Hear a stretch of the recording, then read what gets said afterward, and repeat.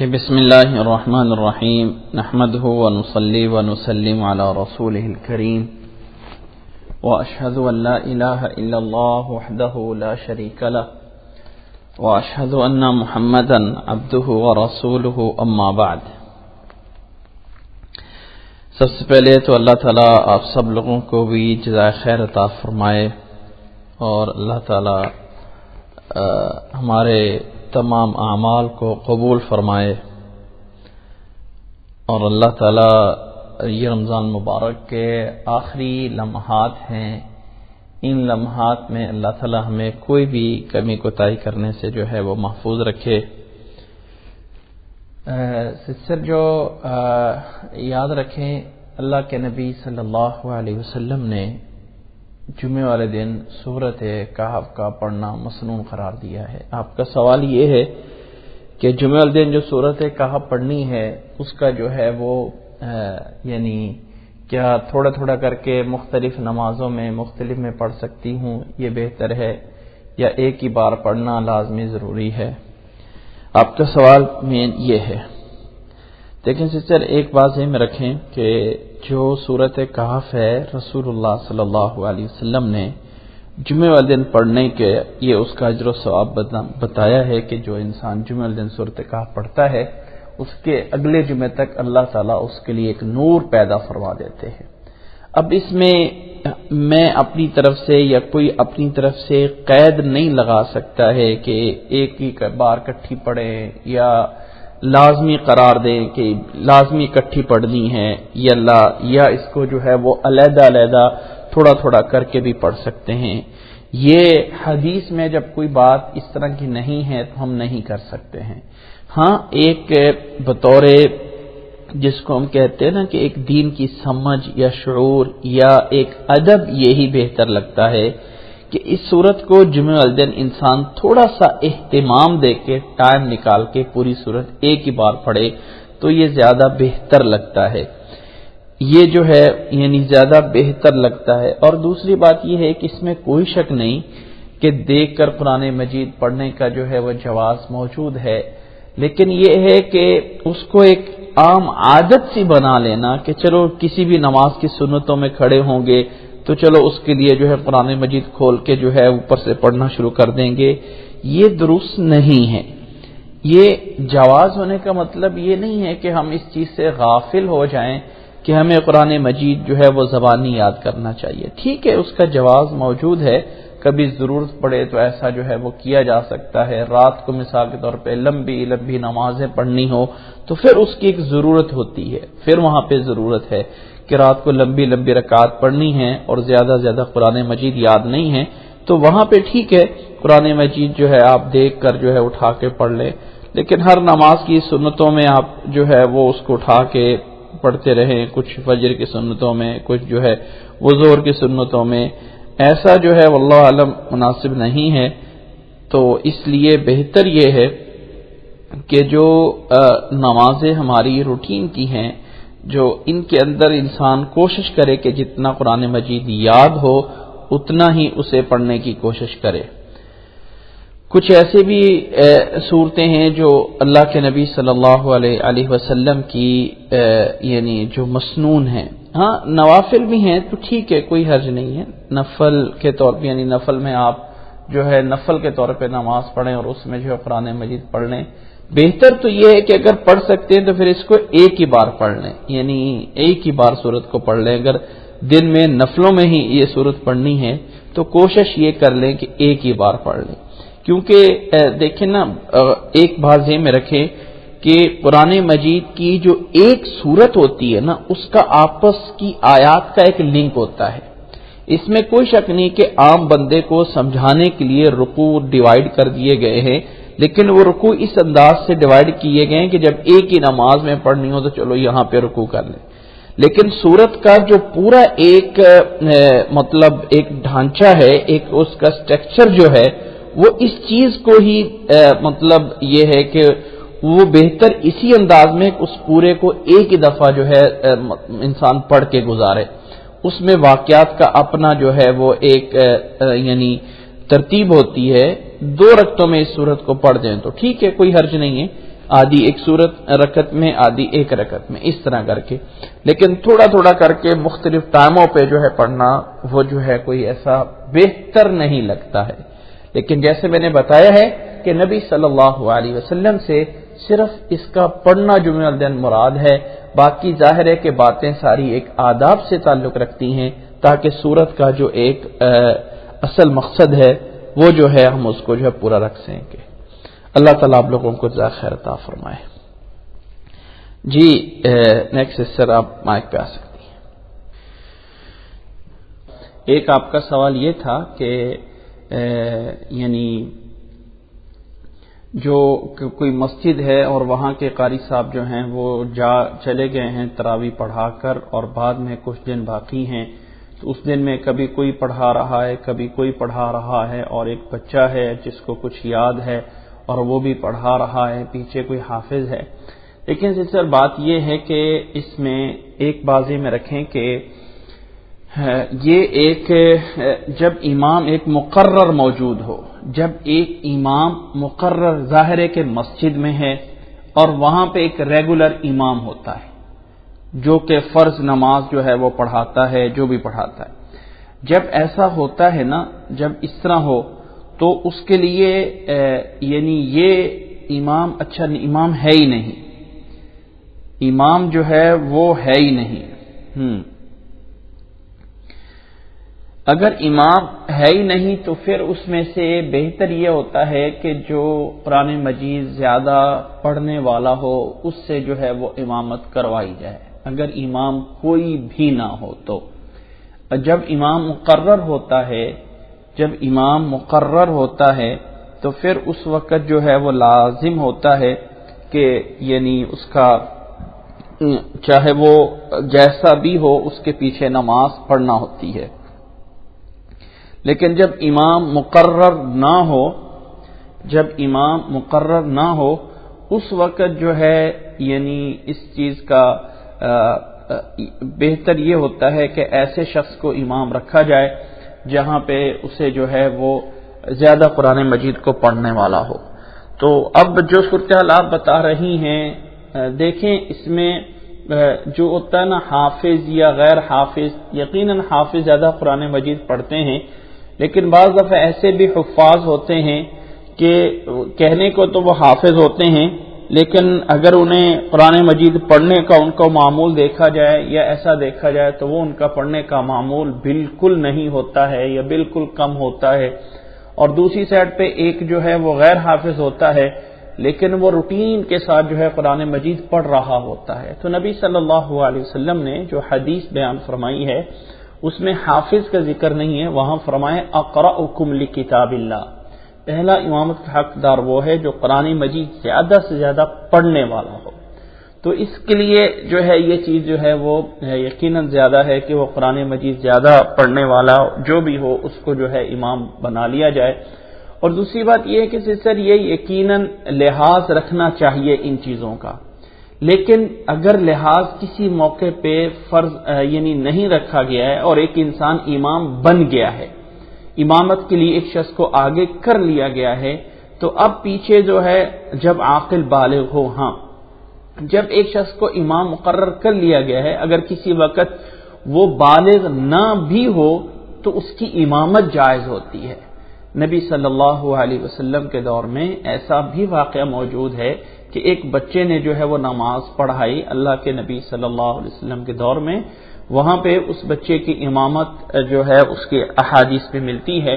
تو ایسا جب ایک امام لوگوں نے ایک کر کے بنا کے نماز پڑھانے پہ لگا دیا ہو تو پیچھے سے کوئی حافظ آ جائے یا فلاں آ جائے تو نہیں، اب جو امام کر لیا گیا ہے اس کے پیچھے نماز پڑھنی ہی پڑھنی ہے، جیسا بھی پیچھے چاہے جتنا بھی بڑا عالم آ جائے اس کو امامت کے لیے آگے ہو گیا ہوا ہے یا اس کو امام ان دنوں کے لیے مقرر کر لیا گیا ہے کہ چلو وہ ہمیں نماز پڑھانا شروع کر دے۔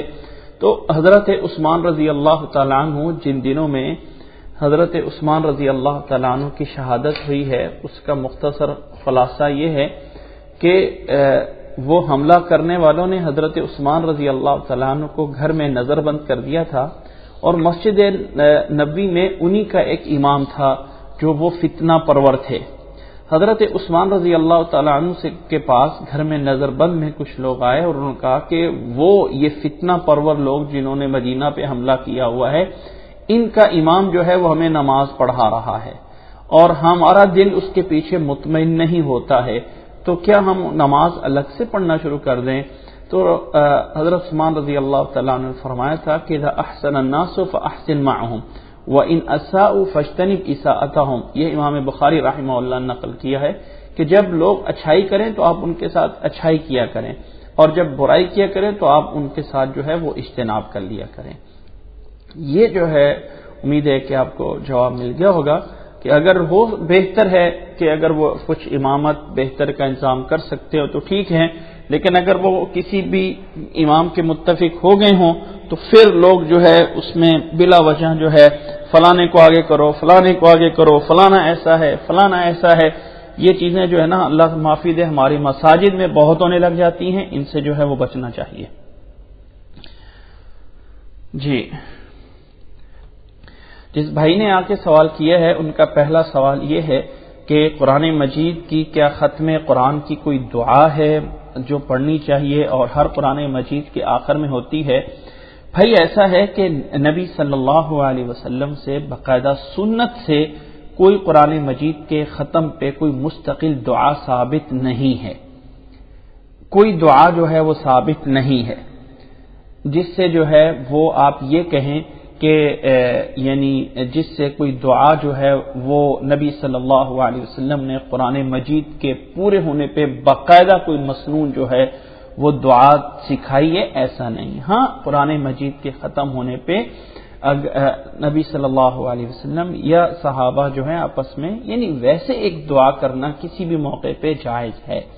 اس مناسبت سے قرآن مجید کے ختم پہ کوئی دعا کر لی جاتی ہے تو اس میں کوئی حرج نہیں ہے، لیکن اس کے لیے باقاعدہ بہت بڑے بڑے اہتمام کرنا، بہت بڑے بڑے جو ہے وہ اجتماعات دعا کی بنیاد پہ جو ہے وہ اکٹھے کرنا، ایسا جو ہے وہ نبی صلی اللہ علیہ وسلم سے ثابت نہیں ہے، ایسا جو ہے وہ نبی صلی اللہ علیہ وسلم سے ثابت نہیں ہے۔ ہاں، دعا کے طور پہ دعا جو ہے وہ کی جا سکتی ہے، باقی قرآن مجید کے آخر میں جو پرنٹ ہوتی ہے دعا، خاص طور پہ پاکستانی قرآنوں میں، اور اس میں ایک چھوٹی دعا ہوتی ہے اور ایک بڑی دعا ہوتی ہے۔ ایک چھوٹی دعا اللہم انس وحشتی فی قبری اللہم ارحمنی بالقرآن العظیم واجعلہ لی اماما ونورا وہدا ورحمہ اللہم ذکرنی منہ ما نسیت وعلمنی منہ ما جہلت وارزقنی تلاوتہ آناء اللیل وآناء النہار واجعلہ لی حجتا یا رب العالمین۔ یا وہ لمبی دعا جو ہے وہ صدق اللہ العظیم وصدق رسولہ النبی الکریم، اس طرح کر کے جو دعائیں ہیں یہ ساری کی ساری انسانوں کا بنایا ہوا کلام ہے۔ آپ یہ دعا کریں، کوئی بھی دعا کریں، کوئی ایسا نہیں ہے کہ یہ دعا باقاعدہ کوئی مسنون دعا ہے، کوئی مسنون دعا قرآن مجید کے ختم پہ نہیں ہے۔ کوئی بھی دعا انسان اپنے حالات کو مناسب رکھتے ہوئے، امت اسلامیہ کو مناسب رکھتے ہوئے کوئی بھی کر سکتا ہے۔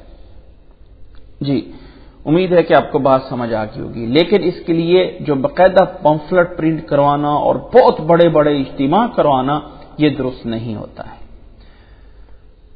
جی، اور دوسرا آپ کا سوال میرے بھائی یہ تھا کہ آپ کے وہ کوئی مطلب ہیں جنہوں نے روزہ جو ہے وہ اپنے کسی دوسرے علاقے سے وہ آئے ہیں اور انہیں جو ہے وہ روزہ ایک دن پہلے جو ہے وہ رکھا تھا اور پھر یہاں آ کے جو ہے انہیں ایک دن جو ہے وہ بعد میں جو ہے وہ روزہ رکھنا پڑ گیا ہے، تو اس کا جو ہے وہ کیا حکم ہے، کس طرح ہے، جائز ہے ناجائز ہے؟ میرے بھائی ایسا ہے کہ اب روزہ ان کو اگر آپ کی اس ملک میں آ گئے ہیں، ٹھیک ہے، اب اگر یعنی وہاں پہ انہوں نے ایک دن پہلے روزہ رکھا تھا، یہاں پہ وہ ایک دن بعد میں ہے یا اس کے برعکس ہے، اب اسے عید تو لوگوں کے ساتھ ہی کرنا ہوگی، لوگوں سے پہلے وہ اپنے طور پہ عید نہیں کر سکتے ہیں۔ الصوم یوم یصوم الناس والفطر یوم یفطر الناس، امام ابو داؤد رحمہ اللہ اس روایت کو لے کے آئے ہیں، امام ابو داؤد نے اس روایت کو نقل کیا ہے کہ روزہ جو ہے وہ بھی اس دن ہے جس دن لوگ روزہ جو ہے، اب ایک انسان اکیلا اگر کوئی ہے تو وہ اکیلا جو ہے وہ روزہ نہ ہی اپنی بنیاد پہ روزہ رکھے گا اور نہ ہی اپنے بنیاد پہ جو ہے وہ عید شروع کرے گا۔ امام ترمذی رحمہ اللہ نے بھی حضرت ابو ہریرہ رضی اللہ تعالیٰ عنہ سے بھی اس روایت کو نقل کیا ہے، امام ابو داؤد نے بھی اس روایت کو نقل کیا ہے کہ الصوم یوم تصومون والفطر یوم تفطرون، جی الصوم یوم تصومون والفطر یوم تفطرون۔ اس حدیث کا معنی اور مفہوم یہ لیا گیا ہے کہ جس دن تم روزہ رکھو اس دن ہی سب کو روزہ رکھنا ہوتا ہے، یعنی یہ ایک اجتماعی طور پہ شروع کرنا ہے، کوئی اس کو انفرادی طور پہ نہ کرے۔ اب اگر اس شخص کے 31 روزے ہو رہے ہوں تو پھر ایک روزہ جو ہے وہ چھوڑ سکتا ہے، 30 روزے تک جو ہے وہ اپنے لحاظ سے وہ پورا کرے گا، 30 روزے تک، اور لوگوں کے ساتھ ہی عید کرے گا، لوگوں کے ساتھ ہی وہ عید کرے گا۔ اور اگر 30 پورے ہوتے، ہاں اگر 31 ہوتے ہوں تو پھر ایک روزہ وہ چھوڑ بھی سکتا ہے، کیونکہ 31 کا تو کوئی تصور نہیں ہے، اور 30 روزے پورے کر کے لوگوں کے ساتھ ہی عید جو ہے وہ اسے کرنا ہوگی، یہ جو ہے وہ ضروری ہے، اپنی الگ سے وہ جو ہے کوئی عید جو ہے وہ نہیں بنا سکتا ہے۔ جزاکم اللہ احسن الجزاء۔ جی السلام علیکم ورحمۃ اللہ وبرکاتہ۔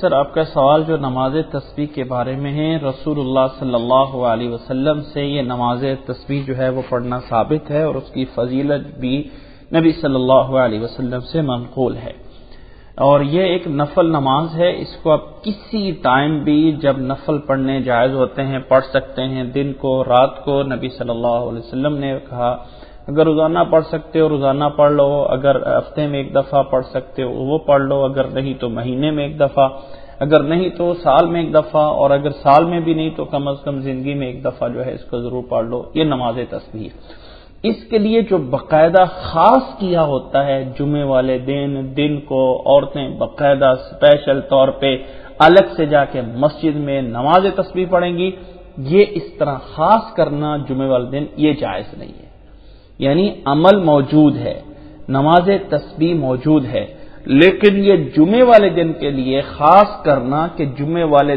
دن ہی ہم نے اس کو پڑھنا ہے، یہ چیز رسول اللہ صلی اللہ علیہ وسلم سے نہیں موجود ہے، اس کو سمجھیے، یہ چیز رسول اللہ صلی اللہ علیہ وسلم سے موجود نہیں ہے۔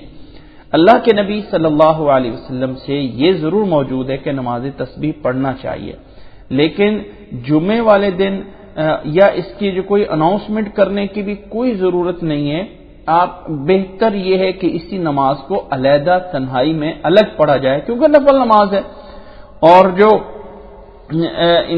ہاں اتفاقاً اگر کچھ لوگ اکٹھے ہو گئے ہوں اور پھر جو ہے کوئی ایسی نماز پڑھنا چاہیں تو پھر تو ایک اجازت موجود ہے، لیکن باقاعدہ اہتمام کر کے جو ہے وہ لوگوں کو آؤ آج نماز تسبیح ہوگی یہ ہوگا، تو یہ جو ہے وہ جائز نہیں۔ ہاں آپ پڑھ سکتے ہیں، لیکن اپنے لیے اس کو خاص کریں، ایسا نہیں ہے آپ اپنے طور پہ کوئی بھی نفل ایک چیز اپنے اوپر لازم کر سکتے ہیں نا، کہ میں انشاءاللہ تعالی جو ہے وہ روزانہ جو ایک سپارہ پڑھا کروں گی، یا روزانہ ایک 2 رکعتیں نفل فلاں ٹائم پڑھا کروں گا یا فلاں، لیکن ایک جی فرائیڈے کو نماز تسبیح ہونی ہے اور آؤ سب لوگوں نے مل کے پڑھنا ہے، یہ جائز نہیں ہے۔ آپ اپنے طور پہ چاہے ایک نفل نماز ہے ہر جمعے کو پڑھتے رہیں، رسول اللہ صلی اللہ علیہ وسلم نے فرمایا تھا کہ ہفتے میں ایک بار پڑھ سکتے ہو تو پڑھ لو، اب ایک ہفتے میں ایک بار پڑھنا ہے، آپ اپنے لیے فرائیڈے خاص کر لیں، ٹھیک ہے، کوئی حرج نہیں ہے، لیکن اس کی پھر آگے لوگوں میں اناؤنسمنٹ کر کے لوگوں کو جمع کر کے لوگوں کو یہ دعوت دینا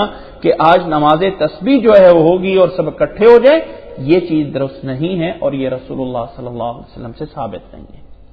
امید ہے کہ آپ کو جو ہے اپنے سوال کا جواب جو ہے وہ مل گیا ہوگا۔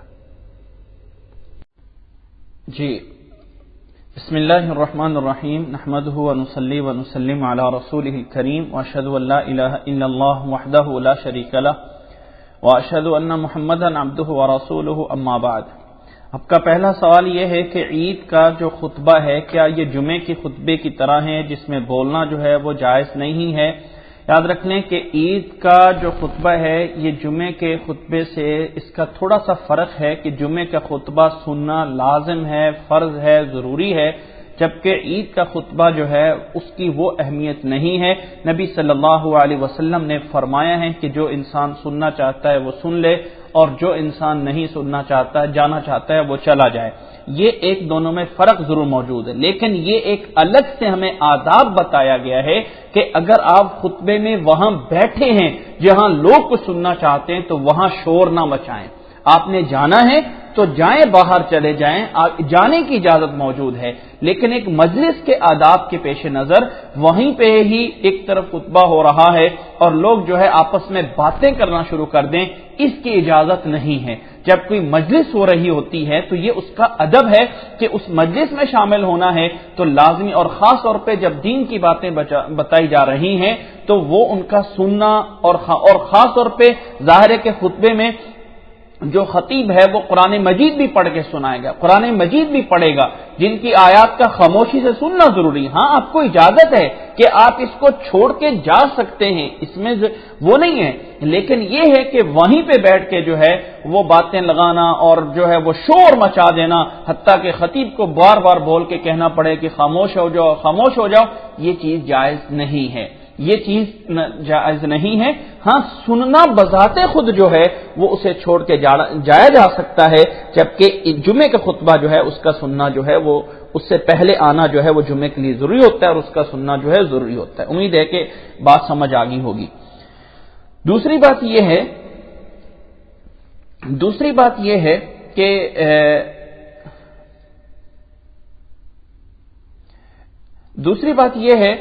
کہ یہ وَلَقَدْ يَسَّرْنَا الْقُرْآنَ لِلذِّكْرِ فَهَلْ مِن مُدَّكِرٍ کے بارے میں آپ نے سوال کیا ہے کہ کچھ لوگ یہ کہتے ہیں کہ یہ جو قرآن مجید ہے اس میں نبی صلی اللہ علیہ وسلم کی حدیث کی ضرورت نہیں ہے، اور اس کو ہم براہ راست جو ہے وہ سیکھ سکتے ہیں، اور سب سے زیادہ اس آیت کو جو ہے وہ دلیل بنایا جاتا ہے وَلَقَدْ يَسَّرْنَا الْقُرْآنَ لِلذِّكْرِ فَهَلْ مِن مُدَّكِرٍ۔ اچھا، اس میں نا سب سے پہلے سے سر یہ بتائیے، قرآن، میرا سوال ایک نوٹ کیجئے گا، جو بھی انسان ایسا کہے اس سے یہ سوال کیجئے گا، قرآن اللہ کی کتاب ہے، یہ کس نے بتایا ہے ہمیں؟ قرآن یہ اللہ کی کتاب ہے، یہ کس نے بتایا ہمیں؟ سوال ہے، اگر میں کسی انسان سے پوچھا جائے یہ کس نے بتایا ہے، اگر یہ کہا جائے کہ یہ نبی صلی اللہ علیہ وسلم، جس آیت میں بھی یہ کہا ہے اللہ نے کہ یہ میری کتاب ہے، اس آیت کو ہمیں نبی صلی اللہ علیہ وسلم نے بیان فرمایا ہے۔ اور اسی قرآن مجید جس کو وَلَقَدْ يَسَّرْنَا الْقُرْآنَ لِلذِّكْرِ فَهَلْ مِن مُدَّكِرٍ آیت میں جس قرآن مجید میں یہ آیت موجود ہے، اسی قرآن مجید میں یہ چیز موجود ہے کہ اطیعوا اللہ واطیعوا الرسول، اطیعوا اللہ واطیعوا الرسول، یہ اسی قرآن مجید میں موجود ہے۔ وَلَقَدْ يَسَّرْنَا الْقُرْآنَ لِلذِّكْرِ فَهَلْ مِن مُدَّكِرٍ اس وقت تک پورا نہیں ہو سکتا ہے جب تک کہ کوئی انسان یہ کہے کہ اطیعوا اللہ واطیعوا الرسول مجھے نہیں کرنا ہے۔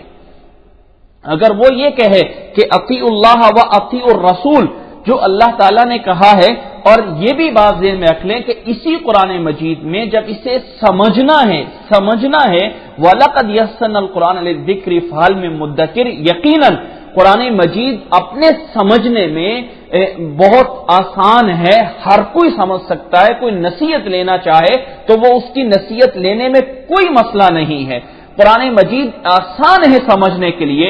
لیکن کیا مطلب ہے اس چیز کا کہ انسان کہے کہ قرآن مجید کو جو میں سمجھنا چاہتا ہوں لیکن اس قرآن مجید کی یہ آیتیں اسے سمجھ نہیں آتی ہیں کہ اطیعوا اللہ واطیعوا الرسول، اطاعت کرو اللہ کی اور اطاعت کرو اللہ کے رسول کی، اطاعت کرو اللہ کے رسول کی۔ جب قرآن مجید وَلَقَدْ يَسَّرْنَا الْقُرْآنَ لِلذِّكْرِ فَهَلْ مِن مُدَّكِرٍ سے ہمیں پتہ چل گیا کہ سمجھنا آسان ہے، اور جو ہی قرآن مجید کو سمجھنا شروع کیا تو آیت آ جائے گی اطاعت کرو اللہ کی اور اطاعت کرو اللہ کے رسول کی، اور یہ بھی آیت آ جائے گی کہ اتباع کرو نبی صلی اللہ علیہ وسلم کی۔ قرآن مجید نے دو طرح کے الفاظ بولے ہیں، ایک ہے اطاعت کرنا اور ایک ہے اطاعت کرنا اور ایک ہے اتباع کرنا۔ اللہ نے اپنی ذات کے لیے اطیع اللہ کا لفظ بولا ہے، لیکن نبی صلی اللہ علیہ وسلم کے لیے اللہ نے دو لفظ بولے ہیں، اطیع اللہ، اطیع الرسول بھی اور اتباع رسول بھی، تاکہ آپ کے قول جو فرمائے ہیں نبی صلی اللہ علیہ وسلم نے ان کو بھی مانا جائے اور جو کر کے دکھایا اس کی اتباع کہی جاتی ہے۔ مثال کے طور پہ ایک چیز پیش کر دیتا ہوں، سورت آل عمران کی آیت نمبر 31 میں اللہ تعالیٰ نے فرمایا ہے، اعوذ باللہ من الشیطان الرجیم، قل ان کنتم تحبون اللہ، اگر تم محبت کرتے ہو اللہ سے تو اطیعوا اللہ، ان کنتم تحبون اللہ فاتبعونی، میری اتباع کرو، میری اتباع کرو۔ بھئی قرآن مجید سمجھنا آسان ہے، مان گئے کہ اس کو سمجھنے میں آپ کو حدیث کی ضرورت نہیں ہے، لیکن جب اس کو سمجھنا شروع کیا ہے تو اس میں سے یہ چیز ذرا خالی اس ذہن ہو کے سمجھو کہ اتباع کرو اللہ کے رسول کی، اور وہ اتباع کیسے ہوگی جب اس کی حدیثوں کو مانیں گے۔ یہ کہاں سے آ گیا کہ جی قرآن مجید سمجھنے میں آسان ہے لہذا حدیث پہ عمل ہی نہیں کرنا ہے، یہ کہاں سے آ گیا؟ قرآن مجید کا آیت کا معنی یہ کہ وہ آسان ہے نصیحت لینے کے لیے، نصیحت لینے کے لیے۔ وَلَقَدْ يَسَّرْنَا الْقُرْآنَ لِلذِّكْرِ، اس نصیحت کے لیے ہم نے اس کو آسان کیا، کوئی نصیحت لینا تو چاہے تو اس سے لے۔ اب ایک انسان کہہ رہے ہیں میں آیت سمجھنا قرآن مجید کو آسان ہے، اس کو کہو یہ قرآن مجید کو سمجھنا آسان ہے نا، ٹھیک ہے مان لیا اس کو سمجھنا آسان ہے، اس کا سمجھنا یہ ہے کہ نبی صلی اللہ علیہ وسلم کے بھی اتباع کی جائے۔ فرمایا ان کنتم تحبون اللہ فاتبعونی یحببکم اللہ ویغفر لکم ذنوبکم واللہ غفور الرحیم۔ یہ ایک چیز اپنی سائڈ پہ رکھنا چاہیے۔ دوسری بات جو ہے اسے ذہن میں رکھنا چاہیے کہ قرآن مجید ہے آسان، سمجھنے والوں کے لیے آسان ہے، لیکن یہ بات یہ کہیں، یہ چیز کہیں کہ قرآن مجید سمجھنا آسان ہے، کوئی شک نہیں ہے، اور اس آیت میں جس نصیحت کا ذکر کیا ہے وہ نصیحت لینا بھی آسان ہے، لیکن یہ قرآن مجید اللہ تعالیٰ نے اپنے پیغمبر محمد صلی اللہ علیہ وسلم پہ نازل فرمایا ہے، اور محمد صلی اللہ علیہ وسلم نے یہ قرآن مجید اپنے صحابہ کو جو ہے وہ سکھایا ہے۔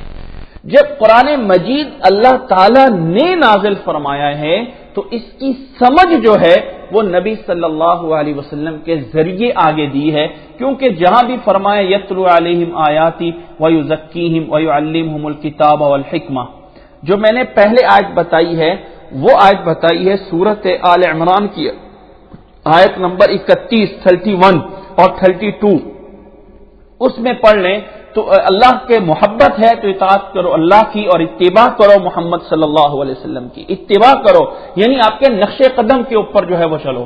تو وہ آیت جب قرآن مجید اللہ نے محمد صلی اللہ علیہ وسلم پہ نازل فرمایا ہے، جس نے ہمیں بتایا ہے یہ اللہ کی کتاب ہے، اگر محمد صلی اللہ علیہ وسلم نے نہ بتایا ہوتا تو ہماری طرف تھوڑی ڈائریکٹ وحی آئی ہے، جب ہم اس کا یہ والا کہنا مان رہے ہیں کہ یہ اللہ کی کتاب ہے تو پھر ہمیں اگر وہ محمد صلی اللہ علیہ وسلم ہمیں کسی آیت کا معنی یہ بتاتا ہے یہ ہے وہ ہے فلاں ہے، تو کوئی انسان کوئی ایک جگہ قرآن مجید کی لے کے آ جاؤ، اللہ کی قسم کوئی ایک جگہ قرآن مجید کی لے کے آؤ کہ یہ قرآن مجید کی جگہ نبی صلی اللہ علیہ وسلم کی حدیث کے مخالف آ رہی ہے، کوئی ایک ایسی جگہ نہیں ہے، کوئی ایک ایسی جگہ نہیں ہے کہ جو صحیح حدیث موجود ہو، صحیح حدیث جو ہے وہ موجود ہو اور پھر ایک انسان کہے کہ یہ حدیث اور قرآن آپس میں ٹکراتا ہے، کوئی نہیں ٹکراتا ہے، یہ سب جھوٹ ہے، یہ سب فراڈ ہے، کہیں ایسا نہیں ہے، کوئی ایک جگہ نہیں ہے کہ قرآن اور صحیح حدیث آپس میں ٹکرا رہے ہوں۔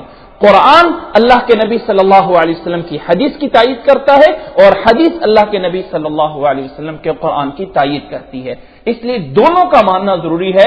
قرآن کا قرآن ہونا نبی صلی اللہ علیہ وسلم نے بتایا ہے اور قرآن نے ہمیں بتایا ہے کہ لازم ہے اطاعت کرو اللہ کی، لازم ہے اطاعت کرو اللہ کے رسول کی، لازم ہے اطاعت کرو اللہ کے، اتباع کرو اللہ کے رسول صلی اللہ علیہ وسلم کی۔ اللہ تعالیٰ ہمیں سمجھنے کی اور اللہ تعالیٰ ہمیں عمل کرنے کی توفیق عطا فرمائے۔ جزاک اللہ احسن الجزاء۔ جی السلام علیکم ورحمۃ اللہ وبرکاتہ۔ آپ کا ایک سوال میں سمجھا ہوں، میں اس کا جواب دے دیتا ہوں، آگے جو ہے پھر آپ کو جو ہے وہ دوسرا جواب دے دوں گا۔ سر الم تر کیف فعل ربک باصحاب الفیل سے آپ کا سوال یہ ہے کہ نبی صلی اللہ علیہ وسلم تو اس وقت موجود نہیں تھے، تو یہ کیسے کہا گیا کہ کیا آپ نے دیکھا ہے ہاتھی والوں کو؟ سر میرا سوال ہے آپ سے ہی کیا آپ نے دیکھا ہے آج کل برما میں کیا ہو رہا ہے؟ یس یا نو بتا دیجئے. اس کا مطلب ہے کہ آپ کو پتہ ہے آج کل کیا ہو رہا ہے؟ جی اچھا، آپ کو نہیں پتا ہے. چلیں یہ مجھے بتائیے، کیا آپ کو پتا ہے کہ کیا آپ نے دیکھا ہے 9/11 میں کیا ہوا تھا؟ یعنی کچھ تو سنا ہے نا، آنکھوں سے نہیں دیکھا. ہاں لیکن میرا الفاظ بولنا آپ کے لیے درست ہوگا. لفظ کہنا کہ آپ نے دیکھا نہیں تھا کہ کیا ہوا. لفظ بولنا تو کوئی برا نہیں نا. اس لفظ سے لازمی نہیں ہے کہ آپ اس وقت موجود ہوں. قرآن مجید میں سورۃ یاسین کی آیت نمبر 31، الم یروا کم اہلکنا قبلہم من القرون انہم الیہم لا یرجعون. الم یروا کم اہلکنا قبلہم من القرون انہم الیہم لا یرجعون. کیا دیکھا نہیں ہے انہوں نے کہ ان سے پہلے کتنی بستیوں کو ہم نے ہلاک کیا، کتنی بستیوں کو ہم نے ہلاک کیا. الم یروا کم اہلکنا قبلہم من القرون. میرا سوال ہے کم از کم اتنا تو پتا ہونا چاہیے کہ کیا یہ مکہ کے کافر جب عاد اور قوم سمود اور فرعون کو غرق کیا جا رہا تھا اس وقت یہ دیکھ رہے تھے؟ اس وقت یہ دیکھ رہے تھے؟ سوال یہ ہے کہ کیا وہ دیکھ رہے تھے مکہ والے لوگ فرعون کو جب دریا میں غرق کیا گیا تھا؟ یس یا نو؟ نہیں دیکھ رہے تھے. کیا جب قوم عاد اور قوم سمود کے اوپر اللہ کا عذاب آ رہا تھا، اللہ کا عذاب آیا تھا، کیا قومیں دیکھیں حضرت موسیٰ، حضرت عیسیٰ علیہ السلام اللہ کے نبی صلی اللہ علیہ وسلم سے پہلے آخری نبی ہیں. یہ تو ہے نا کہ حضرت عیسیٰ علیہ السلام کے بعد جو ہے، حضرت عیسیٰ علیہ السلام کے بعد محمد صلی اللہ علیہ وسلم آئے ہیں. ایسے ہی ہے نا، اس طرح ہی ہے. اور یہ جو آج کل ہمارے پاس 2012 چل رہا ہے، 2013 چل رہا ہے، یہ تاریخ کے بارے میں مشہور یہ ہے کہ یہ حضرت عیسیٰ علیہ السلام کی پیدائش سے شروع ہوئی تھی. اور محمد صلی اللہ علیہ وسلم اس تاریخ کے مطابق کب پیدا ہوئے تھے؟ جی 575 عیسوی میں اس کے قریب نبی صلی اللہ علیہ وسلم پیدا ہوئے ہیں. تو اس کا مطلب ہے کہ کم از کم 500 سال کا عرصہ درمیان میں موجود ہے حضرت عیسیٰ علیہ السلام اور محمد صلی اللہ علیہ وسلم کے درمیان. اب یہ والے قوم سمود، قوم عاد، یہ عیسیٰ علیہ السلام سے بھی پہلے کی قومیں ہیں، اور قوم فرعون بھی پہلے کی ہے. اور اللہ تعالیٰ مکہ والوں کو کہہ رہا ہے الم یروا کم اہلکنا قبلہم من القرون انہم الیہم لا یرجعون. کیا دیکھا نہیں انہوں نے کہ ان سے پہلے کتنی بستیوں کو ہلاک کیا گیا تھا؟ بتانا مقصد یہ ہے کہ الم ترا، الم یروا غائب کا صیغہ ہے اور الم ترا حاضر کا صیغہ ہے. اس سے مطلب یہ نہیں ہوتا کہ آنکھوں کا دیکھنا یہ ایسے ہی ہے جیسے آج کل ہم ایک دوسرے کے زبان میں استعمال کر لیتے ہیں کہ آپ کو پتا نہیں ہے، یعنی کہ آپ نے دیکھا نہیں ہو فلانے ملک میں کیا ہو گیا، کیا آپ نے دیکھا نہیں فلانے ملک میں کیا ہو گیا. سیم اس انداز سے ہے الم ترا کیفا. کیا آپ کو معلوم نہیں ہے کہ اللہ تعالیٰ نے ہاتھیوں والوں کے ساتھ کیا کیا تھا؟ مفہوم یہ ہے، وہ معلوم ہونا. یہ نہیں ہے اس کا مطلب کہ جیسے ہم یہ سمجھ لیں کہ اس کا مطلب دنیا کی آنکھ سے اس سے دیکھنا ہے. دیکھنا جاننے کے معنی میں استعمال ہوتا ہے ہر لغت میں، اور ایسے عربی میں الم ترا جو ہے اسی جاننے کے معنی میں عربی میں استعمال ہوا ہے. یہاں سے آنکھ کا دیکھنا جو ہے وہ مقصود نہیں ہے. اور بطور مثال کے میں نے آپ کے سامنے جو ہے سورت اس کی یاسین کی آیت نمبر 31 بھی میں نے آپ کے سامنے جو ہے وہ بتا دی ہے. الم یروا کم اہلکنا قبلہم، الم یروا کم اہلکنا. اور اس طرح کی بہت ساری اور بھی بہت ساری آیات ہیں. یہ تو صرف ایک آیت جو ہے میں نے آپ کے سامنے جو ہے بتائی ہے. اللہ تعالیٰ ہمیں سمجھنے کی توفیق عطا فرمائے. جی آگے جن کا ہینڈ ریز کرا ہے مائک پہ آ سکتے ہیں. السلام علیکم. تو سر آپ کا سوال یہ ہے کہ یہ جو نیت ہے یہ زبان سے، یعنی آپ کا تعلق ہے کسی ایسے لوگوں سے جہاں یہ تصور پایا جاتا ہے کہ جب تک زبان سے بول کر جو ہے وہ نہیں کہیں گے کہ میں نماز پڑھ رہا ہوں یا یہ ہے کہ میں روزہ رکھ رہا ہوں اس وقت تک اس کا روزہ ہی نہیں ہوگا، تو سر ایسے ہے کہ شریعت میں ایسا نہیں ہے، رسول اللہ صلی اللہ علیہ وسلم کی احادیث میں ایسا نہیں ہے۔ اللہ کے نبی صلی اللہ علیہ وسلم سے نماز کی ایک ایک دعا ثابت ہے۔ اللہ اکبر یوں کہنا ہے، سبحانک اللہم و بحمدک و تبارک اسمک و تعالی جدک و لا الہ غیرک، ایک ایک موقع کی بہت بہت ساری دعائیں ثابت ہیں، لیکن کیا وجہ ہے کہ زبان سے نیت کرنے کے الفاظ نبی صلی اللہ علیہ وسلم سے منقول نہیں ہیں؟ کیوں نہیں ہے؟ اس لیے کہ یہ جو نیت ہے یہ ارادت القلب، صرف اور صرف ان لوگوں کو یہ جواب دیں کہ یہ نماز کی ساری دعائیں عربی میں ہیں، یہ ہماری اپنی زبان میں کیوں ہے؟ اور ایک چیز ذہن میں رکھیں، ایک چیز پہلے کنسپٹ اس چیز کا بٹھائیں ان لوگوں میں کہ دین اسلام وہ ہے جو اللہ کے نبی صلی اللہ علیہ وسلم سے ثابت ہے، جو اللہ کے نبی صلی اللہ علیہ وسلم نے کیا وہ دین ہے، جو نہیں کیا اس کا چھوڑنا دین ہے۔ ہم اپنی طرف سے کوئی چیزیں اچھی سے اچھی ملا کر جو ہے وہ دین نہیں بنا سکتے ہیں۔ اگر میں اپنی طرف سے کوئی چیز اچھی بنا دوں کہ جی فجر کے 2 فرض ہیں میں 4 فرض پڑھ لوں، کیا منع ہے؟ کہاں منع کیا گیا ہے؟ پورا قرآن مجید حدیث چھان لو، کہیں نہیں منع کیا گیا ہوگا، ثابت یہ ہے کہ 2 فرض ہیں۔ اب دین جس کو ہم کہتے ہیں اس میں ثبوت چاہیے کہ سب سے بڑی یہ چیز ہے کہ دین وہ ہے جو قرآن میں نبی صلی اللہ علیہ وسلم کی احادیث میں ثابت ہو۔ اب اس کا ثبوت لے کے آؤ، کہاں نبی صلی اللہ علیہ وسلم نے نیت کے لیے جو ہے بولنے کا لفظ بولا ہے کہ یہ بول کر نیت کرنا ہے، اس کے عربی کے الفاظ کیا ہیں؟ ایسا کچھ نہیں نبی صلی اللہ علیہ وسلم سے ثابت ہے۔ نبی صلی اللہ علیہ وسلم نے یہ فرمایا ہے کہ انما الاعمال بالنیات، انما الاعمال بالنیات، کہ اعمال سوائے اس کے نہیں کہ وہ نیت کے ساتھ ہوتے ہیں، اور نیت کے بارے میں ہمیں یہ چیز منقول ہے کہ ارادت القلب، دل کے ارادے کا نام جو ہے وہ نیت ہے۔ اب اگر کوئی انسان بول کے کہہ رہا ہے تو وہ نبی صلی اللہ علیہ وسلم کی حدیث پہ اضافہ کر رہا ہے جس اضافے کی دلیل نہیں ہے، اور اگر کوئی انسان اس اضافے کرنے کو سنت کا درجہ دے لے گا، اس اضافے کرنے کو سنت کا درجہ دے لے گا، تو میرے بھائی ڈر ہے کہ کہیں وہ بدعت میں نہ جا رہا، وہ بدعت ہو جائے گی، کیونکہ رسول اللہ صلی اللہ علیہ وسلم سے ایسا نہیں ہے، اللہ کے نبی صلی اللہ علیہ وسلم سے اس طرح نہیں ہے۔ اس لیے جو چیز رسول اللہ صلی اللہ علیہ وسلم سے ثابت ہے وہ یہ ہے کہ صرف دل کا ارادہ جو ہے وہی نیت ہوتا ہے، اور دل کا ارادہ جو ہے وہ زبان کے بغیر ہوتا ہے، سوچنے سے۔ دیکھیں نا، اصل چیز فرق کرنا ہے۔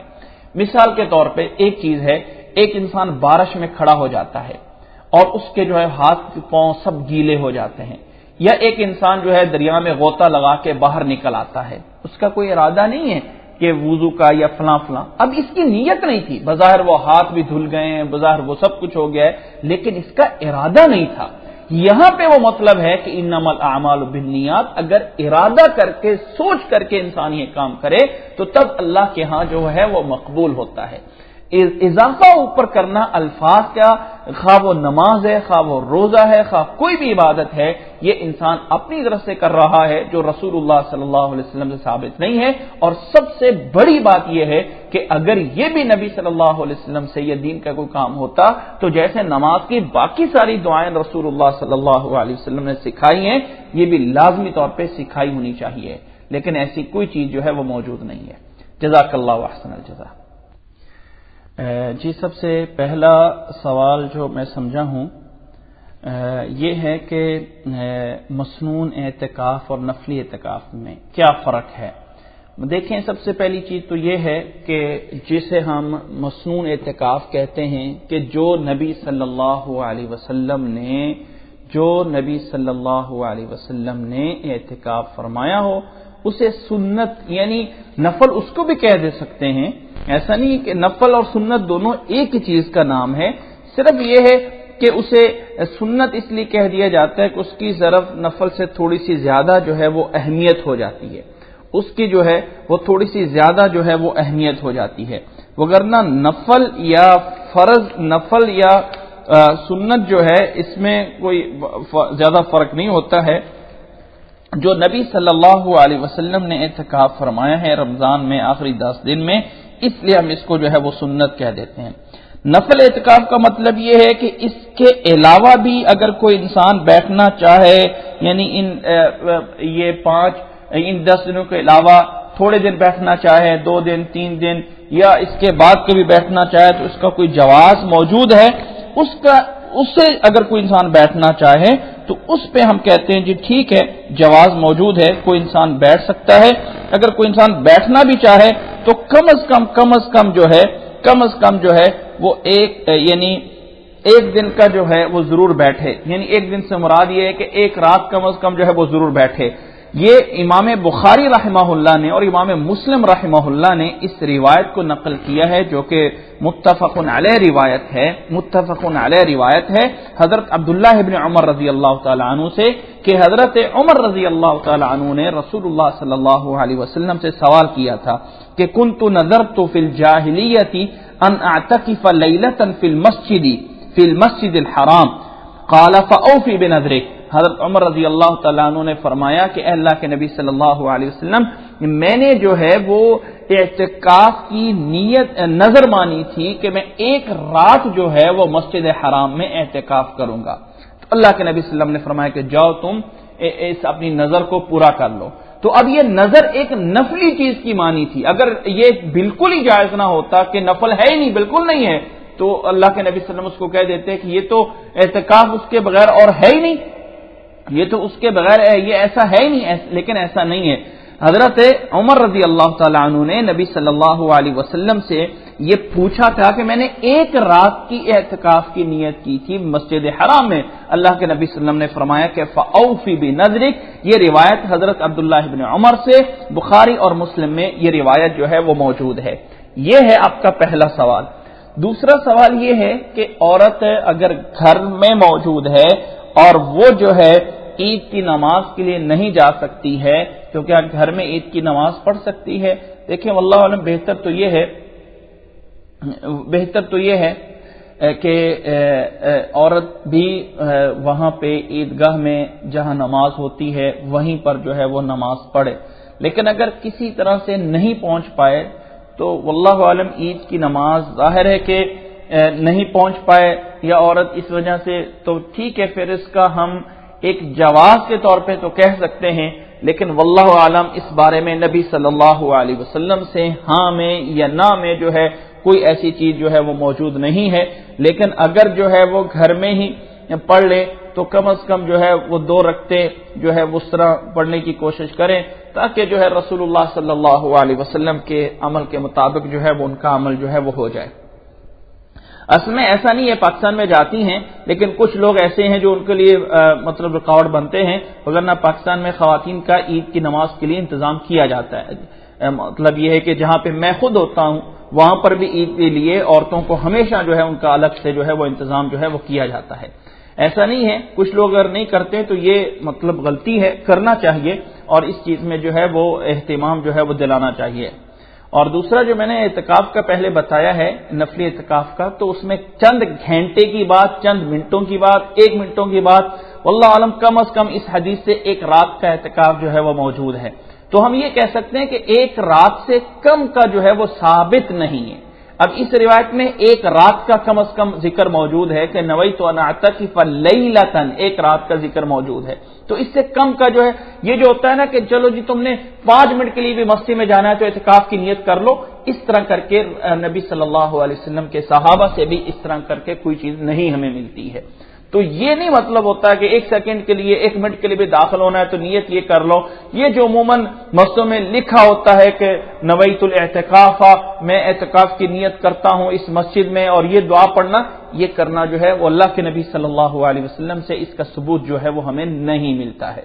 اللہ کے نبی صلی اللہ علیہ وسلم سے ایسا نہیں ہے۔ اعتکاف کا مطلب ایک ٹھہرنا ہے، ایک ٹھہرنا ہے۔ اعتکف یعتکف کا مطلب ٹھہراؤ ہے۔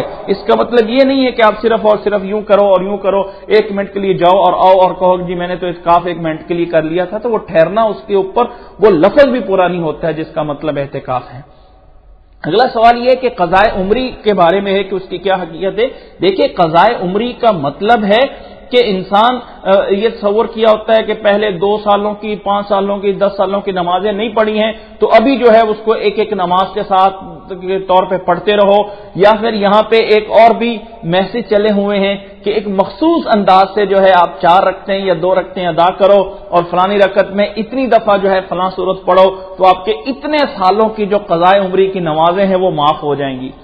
پتہ نہیں یہ سمجھ نہیں آتی کہ لوگ یہ باتیں کہاں سے بنا لیتے ہیں۔ اللہ تعالیٰ ہمیں معافی دے، اللہ تعالیٰ ہمیں سمجھ عطا فرمائے، کہاں سے یہ من گھڑت بنا لی کہ جی اتنی 4 رکعت نماز پڑھو اور اس میں غالباً سورت قل واللہ احد جو ہے وہ بتائی ہے، یہ کوئی سورت بتائی ہوئی ہے اور وہ اتنی دفعہ اتنے 100 دفعہ یا اتنی دفعہ اس کو پڑھو اور اس کے نتیجے میں آپ کے اتنے سالوں کی نمازیں جو قضاء عمری ہیں وہ معاف ہو جائیں گی۔ اللہ تعالیٰ معافی دے۔ انسان جب جسارت کرتا ہے ایسی باتیں بنانے کی تو پھر اس میں بھی کوئی انتہا نہیں ہوتی ہے۔ تو یاد رکھیں جب تک انسان اللہ کے راستے سے ہٹا ہوا ہے اور اس نے نمازیں نہیں پڑھی ہیں اور پھر وہ توبہ کر کے جو ہے وہ نماز پڑھنا شروع کر دیتا ہے تو پچھلی نمازوں سے اللہ تعالیٰ سے معافی مانگنی چاہیے، توبہ کرنی چاہیے۔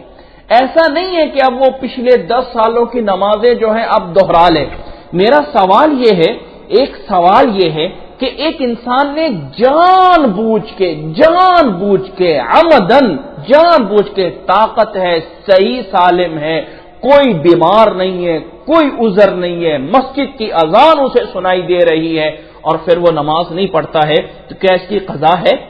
کوئی اس کی قضا نہیں ہے، اس لیے کہ قضا ہونے کے لیے بھی دلیل چاہیے ہوتی ہے۔ اپنی طرف سے میں نہیں کہہ سکتا ہوں اس انسان نے گناہ کیا ہے، گناہ کبیرہ کیا ہے، اللہ تعالیٰ سے معافی مانگے۔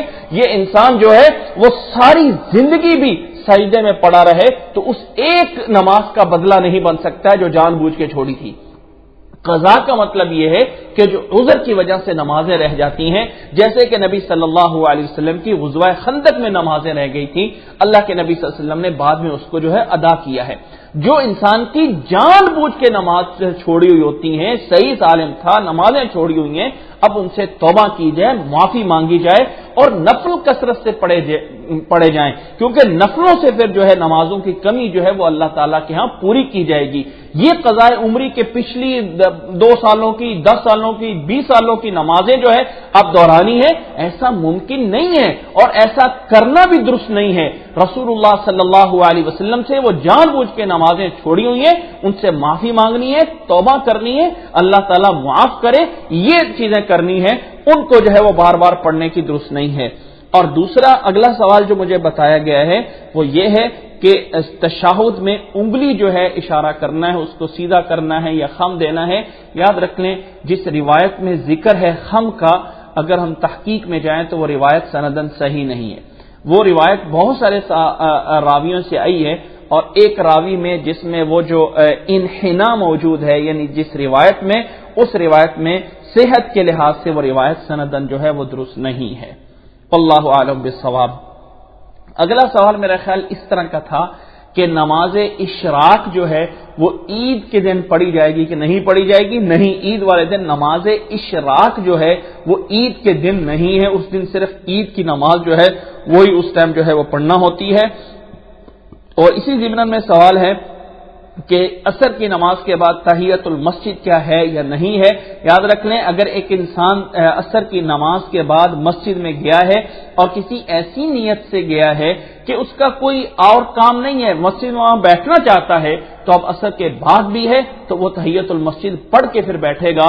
جو نبی صلی اللہ علیہ وسلم کا عصر کے بعد منع کرنا ہے نماز سے، اس سے مراد مطلق یعنی کوئی بھی ایسے عام نفل ہیں وہ منع ہیں، لیکن مخصوص اگر کوئی نفل ہیں، مخصوص اگر کوئی جیسے کہ تحیت المسجد ہیں، یہ جو ہے وہ پڑھنا ہوتے ہیں۔ وہ مطلق نفل جو ویسے انسان بیٹھا ہوا ہے چلو میں اب نماز پڑھنا شروع کر دوں تو یہ چیز جو ہے وہ عصر کے بعد منع ہے، لیکن مسجد میں اگر کوئی انسان جا رہا ہے تو نبی صلی اللہ علیہ وسلم کی حدیث موجود ہے اذا جاء احدکم المسجد فلا یجلس حتى يصلي ركعتين۔ امید ہے کہ بات سمجھ آ گئی ہوگی۔ اللہ تعالیٰ سمجھنے کی توفیق عطا فرمائے۔ اللہ تعالیٰ آپ سب لوگوں کو بھی جزائے خیر عطا فرمائے۔ یقیناً یہ عرصہ جو ہے وہ گزرنا، قرآن مجید کو جو ہے وہ سننا اتنا آپ لوگوں کا بھی بڑی ہمت ہے، اور باقی یہ ہے کہ ظاہر ہے دیکھیے اس طرح دین کے کام صبر تحمل کے بغیر نہیں ہو سکتے ہیں، اور اس میں بہت سی جگہیں ہیں جن پہ صبر تحمل کی ضرورت ہوتی ہے، جو ہے ایسا جو ہے مطلب یہ ہے کہ اس میں کرنا پڑتا ہے صبر تحمل۔ چلے میں آپ کے سوال کی طرف آتا ہوں۔ آپ کا سوال ایک پہلے یا ٹیکسٹ میں سوال آیا تھا، میں اس کو پہلے ذرا دیکھ لوں۔ جو آپ لوگوں کا بہت باریک ٹیکسٹ ہوتا ہے نا، وہ تو میں بھی نہیں پڑھ سکتا ہوں، تو جو میں پڑھ سکتا ہوں اس کا تھوڑا سا بتا دیتا ہوں۔ قرآن مجید اپنے نزول کے اعتبار سے کیوں نہیں مرتب ہوا؟ دیکھیں اللہ تعالیٰ کے ہاں جو لوح محفوظ میں یہ قرآن مجید ہے، یہ ایسے ہی ہے جیسے ہمارے پاس اب اس کی ترتیب ہے۔ جب نبی صلی اللہ علیہ وسلم پہ قرآن مجید نازل ہوتا تھا تو ساتھ یہ بتایا جاتا تھا کہ یہ فلاں صورت میں فلاں جگہ پر ہے۔ جب بھی کوئی آیات نازل ہوتی تھی تو لکھنے والوں کو اللہ کے نبی صلی اللہ علیہ وسلم بتاتے تھے کہ اس کو فلاں صورت میں فلانی آیت کے بعد یا فلانی آیت سے پہلے جو ہے وہ لکھو، تو ان کی جگہ کی نشاندہی ہوتی تھی۔ قرآن مجید اللہ کے ہاں اسی ترتیب سے ہے جو ابھی ہمارے پاس ہے۔ نبی صلی اللہ علیہ وسلم نے اسی ترتیب سے جو ہے آگے سکھایا ہے جو ہمارے پاس آگے موجود ہے، لیکن نازل ہونے میں اسی میں سے کچھ حصہ کہاں کچھ حصہ کہاں کچھ حصہ کہاں نازل ہوتا رہا، اور پھر آگے نازل ہونے کے بعد نبی صلی اللہ علیہ وسلم خود ہی اس کو ترتیب جیسے اللہ آپ کو بتاتے تھے ویسے ہی ترتیب کے ساتھ آگے جو ہے وہ آگے لکھواتے تھے اور آگے صحابہ کو سکھاتے تھے۔ جب حضرت ابوبکر رضی اللہ تعالیٰ عنہ نے قرآن مجید کو سب سے پہلے جو ہے وہ مرتب کروایا حضرت زید بن ثابت رضی اللہ تعالیٰ عنہ سے، تو اس وقت اسی لحاظ سے جو ہے اس قرآن مجید کو جو ہے وہ یعنی جو ہے وہاں پہ ترتیب دیا جیسے اللہ کے نبی صلی اللہ علیہ وسلم نے بتایا تھا۔ اس میں کوئی شک نہیں کہ نازل مختلف جگہوں سے ہوا ہے، لیکن ساتھ بتایا ہے کہ یہ جگہ فلانی جگہ سے پہلے ہے اور فلانی جگہ کے بعد ہے، اور جو اب ہمارے پاس قرآن مجید ہے یہ وہی ہے جو اللہ تعالیٰ کے پاس ترتیب لوح محفوظ میں ہے۔ جی اگلے جواب کی طرف آتا ہوں۔ سسٹر جو آپ نے بات کی ہے، سسٹر اصل میں ہماری امت کا اس وقت جو ہے یہ سب سے بہت بڑا مسئلہ ہے۔ سب سے بڑا مسئلہ یہ ہے کہ ہم شیطان نے ہمارے دماغ میں ایک چیز بٹھا دی ہے کہ آپ پہلے جب تک 18 علوم نہیں سیکھو گے اس وقت تک تم قرآن مجید نہیں سیکھ سکتے ہو، نہیں اس کا ترجمہ پڑھ سکتے ہو، فلاں فلاں۔ یہ صرف اور صرف شیطان کی طرف سے ایک جو ہے وہ جو ہے دماغ میں بات بٹھا دی گئی، اور لوگوں نے اس بات کو جو ہے وہ اللہ تعالیٰ میں معافی دے، کچھ ایسے لوگ ہوتے ہیں جو اپنے آپ کو بہت بڑا مذہبی سمجھ رہے ہوتے ہیں، حالانکہ وہ الف سے بے خود نہیں جانتے ہوتے ہیں۔ کیا رسول اللہ صلی اللہ علیہ وسلم کی حدیث موجود نہیں ہے؟ بلغوا عنی ولو آیہ، اور لوگوں تمہیں ایک آیت بھی آتی تو اس کو بھی آگے پہنچاؤ۔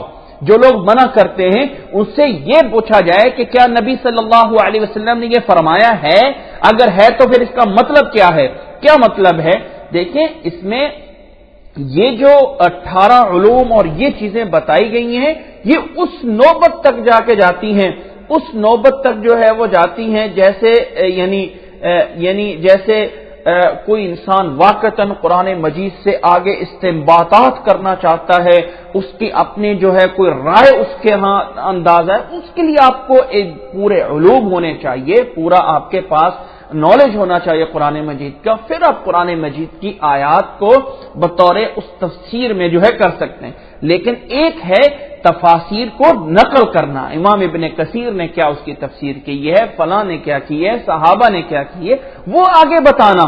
آپ کو اگر ایک آیت کا بھی پتہ ہے تو آپ بتا سکتے ہیں، اس میں کوئی حرج نہیں ہے۔ برہ صغیر میں اس طرح آپ کی تو ابھی کی بات ہے، برہ صغیر میں شاہ ولی اللہ صاحب نے جب قرآن مجید کا پہلا ترجمہ کیا تھا نا تو لوگوں نے ان کے اوپر کفر کا فتویٰ لگا دیا تھا، اور لوگوں نے کہا تھا کہ یہ تو اللہ کا راز ہے جو انہوں نے کھول دیا، یہ تو ایک اللہ کا راز ہے جو انہوں نے کھول دیا، اور لوگوں نے ان کے اوپر کفر کا فتویٰ لگا دیا تھا۔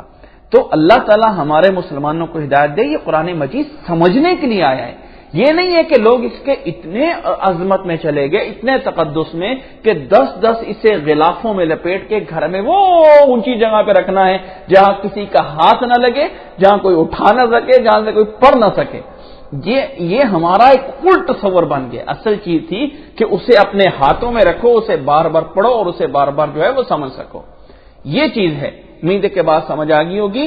یہ اب بہت سے لوگ ایسے ہیں، بات وہی ہے جیسے آپ نے کہا نا، ایک صبر کرنا پڑتا ہے، تحمل کرنا پڑتا ہے۔ تو جب ایسی کلاس کو شروع کریں، کوئی ایسا کریں، تو اس میں بھی تھوڑا سا صبر سے، تھوڑا سا تحمل سے اور آہستہ آہستہ سمجھاتے رہیں۔ اصل میں لوگ جو ہے نا، یہ جس کو ہم یعنی یہ کہتے ہیں، لوگ اس عصبیت میں آ کے کہ یہ فلاں فرقے سے، یہ فلاں فرقے سے، ان چیزوں کے اندر آ کے نعوذ باللہ اللہ کی کتاب قرآن مجید کو بھی دوسرے سے سننا یا دوسرے کو بیان کرتے ہوئے دیکھنا، اس کو برداشت نہیں کرتے ہیں۔ تو اس سے جو ہے ایسا نہیں ہے۔ اللہ تعالیٰ کی کتاب ہے، یہ سمجھنے میں آسان ہے۔ کسی ایک انسان کو ایک آیت بھی آتی ہے تو وہ بھی آگے پہنچانے کا ذمہ دار ہے۔ جو تفاسیر اس انداز سے کہ تفسیری ایک رائے رکھنا اور تفاسیر میں ایک اس کا ایک اپنا ایک نظریہ آ سکتا ہو، باقی دلائل اور آیات کو سمجھ کر اس نوبت تک پہنچنے کے لیے انسان کو وہ سارے علوم کی ضرورت ہے، لیکن تفسیر پڑھنا، اس کو سمجھنا، یا جتنی آتی ہے تفسیر دوسرے ائمہ کرام کی اس کو آگے بیان کرنا، اس میں کوئی حرج نہیں ہے۔ اللہ تعالیٰ سمجھنے کی توفیق عطا فرمائے۔ جزاکم اللہ احسن الجزاء۔ آپ کا سوال یہ ہے کہ فرض نماز کے بعد کیا ہم تحیۃ المسجد پڑھ سکتے ہیں؟ دیکھیں میرے بھائی، بات یہ ہے کہ جس کو ہم تحیۃ المسجد کہتے ہیں، یہ مستقل نماز نہیں ہے۔ اس کا مطلب یہ ہے کہ مسجد میں آنے کے بعد نماز کا وجود ہونا چاہیے۔ اگر ایک انسان مسجد میں آتا ہے اور مسجد میں آنے کے بعد وہ اپنی فرض نماز نیت لیتا ہے، تو اس کے اندر خود بخود تحیۃ المسجد کا ثواب مل جائے گا۔ ایسا نہیں ہے کہ اب وہ مسجد میں آیا، پہلے فرض نماز یہ سنتے پڑھے، فرض پڑھے، پھر یعنی پہلے موقع مل گیا تو ٹھیک ہے، ورنہ بعد میں جو ہے وہ الگ سے جو ہے اپنی فرض تحیۃ المسجد پڑھے، یا مسجد میں آنے کے بعد پہلے جو ہے وہ تحیۃ المسجد پڑھے، پھر جو ہے سنتیں پڑھے، پھر فرض نماز پڑھے۔ ایسا نہیں ہے۔ اس کا مطلب یہ کہ مسجد میں آنے کے بعد آپ کو نماز کا ایک وجود چاہیے، وہ کسی صورت میں ہو جائے، وہ آ کے اپنی سنتیں پڑھ لیتے ہیں، وہ آ کر اپنی فرض نماز پڑھ لیتے ہیں، اس کے اندر خود بخود ہو جائے گا۔ یہ ایک ایسی نماز نہیں ہے تحیۃ المسجد یا تحیۃ الوضو کہ یہ ایک مستقل حیثیت رکھتی ہے۔ اس کا مطلب یہ ہے کہ وضو کے بعد یا نماز یا مسجد میں آنے کے بعد ایک نماز کا کسی بھی شکل میں وجود ہونا چاہیے۔ اگر ایک انسان آ کے مسجد میں داخل ہونے کے بعد اپنے فرض نماز پڑھ رہا ہے تو اب فرضوں کے بعد وہ تحیۃ المسجد نہیں پڑھے گا، وہ اس کی ہو گئی ہیں۔ امید ہے کہ بات سمجھ آ گئی ہوگی۔ اللہ تعالیٰ میں سمجھنے کی توفیق عطا فرمائے۔ تو بہرحال یہ جو آپ کا سوال ہے کہ اس کے پاس اتنے پیسے موجود ہیں اور اس سے جو ہے وہ حج کرتا ہے یا پھر بیٹی کی شادی کرے۔ دیکھیں، ایسا نہیں ہے کہ بیٹی کی شادی کرنا اب اس کے لیے سنت ہے، ایسا بھی نہیں ہے۔ بیٹی کی شادی کرنا، جب بیٹی جوان ہو جائے تو والدین کی ذمہ داری ہو جاتی ہے، اور اگر وہ اس دوران شادی نہیں کرتے ہیں اور اللہ نہ کرے بیٹی کسی غلط راستے پہ چل جاتی ہے تو اس کے ذمہ دار اس کے والدین بھی ہیں۔ رسول اللہ صلی اللہ علیہ وسلم نے فرمایا کہ اذا اتاکم من ترضون دینہ وخلقہ، کہ اگر تمہارے پاس کوئی ایسا شخص آ جائے جس کے دین و اخلاق سے تم جو ہے وہ راضی ہو تو فزوجوہ، اس کو رشتہ دے دو، شادی کرا دو۔ وَإِلَّا تَكُنْ فِتْنَةٌ فِي الْأَرْضِ وَفَسَادٌ عَرِيضٌ، ورنہ زمین میں بہت بڑا فتنہ اور بہت بڑا جو ہے وہ فساد ہوگا۔ تو اس لیے جو اس کا اگر رشتہ نہیں ہوتا ہے، یعنی بیٹی اللہ نہ کرے اس کی شادی نہیں ہوتی ہے اور وہ کسی برائی میں چل جاتی ہے تو والد جو ہے اس کے مجرم ٹھہرتے ہیں۔ تو اس صورت میں انسان کو گویا کہ اس کی ذمہ داری پہلی یہ ہے تو اس کو پہلے نبھائے، لیکن اس ذمہ داری کو کوشش کرے کہ جب اسلامی نقطہ نظر سے ہی کرنا ہے تو پھر بیٹی کی اس کو مناسب انداز سے جو اس میں لازمی اخراجات ہیں وہ پورے کرے۔ پھر اس کے پاس پیسے بچتے ہیں تو وہ حج کرے، تو پھر پیسے بچتے ہیں حج کے لیے تو وہ دیکھیں ایک طرف ہوتا ہے برائی سے بچنا اور ایک اور طرف ہوتا ہے نیکی کرنا. جب انسان کو امتحان میں لا کے کھڑا کر دیا جائے کہ اب یا تو فلانے گناہوں سے بچو یا فلانی نیکی سے کرو. مثال کے طور پہ جی آپ ہمارے ساتھ فلم دیکھو تب ہم آپ کے ساتھ مسجد میں جاتے ہیں, تم ہمارے ساتھ وہ کام گناہ کرو ہم تب آپ کے ساتھ نیکی کرتے ہیں. جب ایک نیکی اور گناہ کے درمیان میں مقابلہ آ جائے تو افضل چیز دونوں میں سے ہوتی ہے گناہ سے بچنا. گناہ سے بچنا, تو گناہ سے جو بچنا ہے یہ پہلے نمبر پہ ہوتا ہے. اس بیٹی کا غلط راستے پہ جانا یا اس پہ ہونا, اس طرف سے اسے گناہ ہو سکتا ہے, یہ مقدم ہے اسے. لیکن یہ ہے کہ یہ اگر اس کا ایک اسلامی ذہن ہے تو اسلامی نقطہ نظر سے جو اس کے پاس پہلے موجود ہے پہلے اس کو وہ پورا کرے اور پھر جو ہے وہ اللہ تعالیٰ کے حقوق جو ہے وہ پورا کرے. جہاں پہ بندے اور حقوق, اس میں کوئی شک نہیں کہ اللہ تعالیٰ نے اپنے اللہ کے بہت مراتب ہیں, لیکن اللہ تعالیٰ نے انسان کے لیے جو انسانی حقوق ہیں دنیا کے اندر ان کو پہلے رکھا ہے. اور اللہ نے جتنی سزائیں دی ہیں نا وہ بھی انسانی حقوق پہ دی ہیں. ہاتھ کاٹ دو, قتل کر دو, یہ شرک پہ نہیں ہے, انسان چوری اور دوسرے انسان کو غلط کرنے پر ہے. یعنی دوسرے انسانوں کے حقوق پہ دنیا میں بھی سزائیں رکھی ہیں. اللہ نے اپنے حق پہ دنیا میں کوئی سزا نہیں رکھی ہے. شرک کرو اس کی سزا یہ نہیں ہوگی کہ تمہیں جو ہے ہاتھ کاٹا جائے گا, زبان کاٹی جائے گی یا فلاں, نہیں, اللہ سے معافی مانگو, توبہ کرو. اس لیے انسان پہلے جو ہے وہ اپنے یہ حقوق العباد کی جو ذمہ داری ہوتی ہے اس کو اسلامی شریعت کے مطابق پورا کرے اور پھر اللہ تعالیٰ اس کو وہ بھی توفیق دے گا کہ وہ حج پہ بھی جا سکتا ہے. یہ ہے واللہ علم بہتر جو نظریہ لگتا ہے. لیکن اگر ایک انسان کو یہ پتا ہو کہ یہ پیسہ اگر ابھی میرے پاس اتنا موجود ہے اور بیٹی کے شادی میں رشتے میں تھوڑا سا ٹائم کسی وجہ سے جو ہے وہ کچھ ہو سکتا ہے, تو میں اگر حج کر کے آؤں تو میرے پاس کچھ حالات بہتر ہو جائیں گے, تو اس میں کوئی حرج نہیں, یوں بھی ہو سکتا ہے, اس میں کوئی حرج نہیں. انسان اس لحاظ سے عقل مند خود ہوتا ہے کہ وہ سمجھ سکتا ہے. جی, دوسرا آپ کا سوال جو ہے وہ یہ ہے کہ قبرستان میں جانے کے بارے میں خواتین کو منع کیا گیا ہے یا پھر آپ نے سنا تھا کہ ماں باپ کی قبر پہ جا سکتی ہیں, واللہ عالم. دیکھیں اس کا جو جواب ہے کہ نبی صلی اللہ علیہ وسلم کی حدیث ہے, یہ روایت رسول اللہ صلی اللہ علیہ وسلم سے حضرت عائشہ رضی اللہ تعالی نقل کرتی ہیں, کنت نہیتکم عن زیارت القبور فزوروها فإنها تذکرکم الآخرہ, کہ میں نے تمہیں قبروں کی زیارت کرنے سے منع فرمایا تھا, اب جو ہے تم قبروں کی زیارت کرو, اب جو تم ہے قبروں کی زیارت کرو. فإنها تذکرکم الآخرہ, بس وہ قبریں تمہیں آخرت کی جو ہے وہ یاد دلائیں گی. یہ نبی صلی اللہ علیہ وسلم کا جو یعنی مخاطب کرنا ہے یہ مردوں اور عورتوں کے لیے برابر ہے. اور جو اللہ کے نبی صلی اللہ علیہ وسلم کی حدیث ضرور موجود ہے کہ لعن اللہ زوارات القبور. پہلے تو بات یہ کہ اس روایت کے صحت کے بارے میں کچھ کلام ہے, لیکن اگر اس روایت کو سمجھا بھی جائے تو وہ زوارات یعنی بہت زیادہ جو قبروں پہ جانے آنے والی, بہت زیادہ جو ہے وہ جانے آنے والی وہ مراد ہیں. لیکن جو نبی صلی اللہ علیہ وسلم کی اجازت ہے کہ کنت نہیتکم عن زیارت القبور فإنها تذکرکم الآخرہ, یہ اجازت عام ہے, مردوں کے لیے بھی عورتوں کے لیے بھی قبرستان میں جا سکتی ہیں. لیکن وہاں جا کے کوئی غلط کام کرنا, وہاں جا کے رونا دھونا کرنا, کوئی چیخ و پکار کرنا, وہ وہاں پہ کوئی نوحہ کرنا, یہ ناجائز ہے, یہ ناجائز ہے. لیکن صرف قبرستان میں جانا, خواہ والدین کی قبر ہے یا کوئی اور قبر ہے, اس کی جو ہے یعنی اجازت موجود ہے. عورتوں کی بھی اجازت موجود ہے, مردوں کے لیے بھی اجازت موجود ہے. اور نبی صلی اللہ علیہ وسلم کی اس حدیث لعن اللہ زوارات القبور, بہت زیادہ قبروں کی جو ہے وہ زیارت کرنے والیاں, ان پہ لعنت بھیجی گئی ہے جو بہت زیادہ جانے والی ہیں, بہت زیادہ. لیکن یہ ہے کہ کوئی اگر تھوڑی سی کوئی کبھی کبھار کوئی اس میں یا قبرستان میں کہ انسان اپنی آخرت کو یاد کرے, اس مناسبت سے اگر کوئی جانا چاہے تو اس کی اجازت جو ہے وہ موجود ہے. اور جو نبی صلی اللہ علیہ وسلم نے دعا سکھائی ہے, ذرا اس دعا کو نوٹ کرنا. اللہ کے نبی صلی اللہ علیہ وسلم نے جو دعا سکھائی ہے قبر کی کہ قبرستان میں جاؤ تو دعا پڑھو السلام علیکم یا اہل القبور, یہ جو دعا سکھائی ہے یہ دعا کس نے پوچھی تھی؟ اللہ کے نبی صلی اللہ علیہ وسلم سے. یہ دعا جو ہے حضرت عائشہ رضی اللہ تعالی عنہ نے پوچھی تھی. فرماتی ہیں, یہ مسلم میں روایت موجود ہے, کیف اقول یا رسول اللہ, تعني في زيارة القبور فقال قولي السلام على أهل الديار من المؤمنين والمسلمين يرحم الله المستقدمين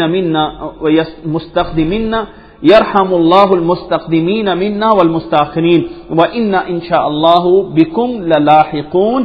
قبرستان کی یہ والی دعا حضرت عائشہ رضی اللہ تعالی عنہا نے پوچھی تھی رسول اللہ صلی اللہ علیہ وسلم سے. آپ صلی اللہ علیہ وسلم نے یہ نہیں فرمایا تھا تم تو جا ہی نہیں سکتی ہو, دعا کا کیسے پوچھ رہی ہو, نہیں, یہ روایت حضرت عائشہ رضی اللہ تعالیٰ نے پوچھی تھی. اس لیے جانا جائز ہے قبرستان میں, لیکن وہاں جا کے خواتین اللہ معافی دے اکثر جب قبرستانوں میں جاتی ہیں وہاں جا کے بہت کچھ جو ہے وہ پڑھنا اور بہت جو ہے وہ یعنی کرنا, وہاں پہ جو ہے ایسے کچھ اعمال کرنا کہ جو اسلام میں جائز نہیں ہوتی وہ کرنا شروع کر دیتی ہیں, وہ جائز نہیں. جب عورت کے لیے قبرستان میں جانے کی اجازت موجود ہے تو وہ چاہے اپنے ابو کی قبر پہ جائے, چاہے اپنی ماں کی قبر پہ جائے, چاہے وہ اپنے کسی بھی رشتہ دار کی قبر پہ جائے یا پھر کسی کی قبر پہ نہ جائے, صرف اس لیے قبرستان میں کبھی چلا جائے کہ انسان اس نیت سے کہ چلو موت کی ایک یاد آ جائے کہ ایک نہ ایک دن مر کے اس قبرستان میں آنا ہے, تو اس کے لیے جو ہے یہ جائز ہے, لیکن اس کو بہت زیادہ عادت بنا لینا جو ہے وہ جائز نہیں ہے.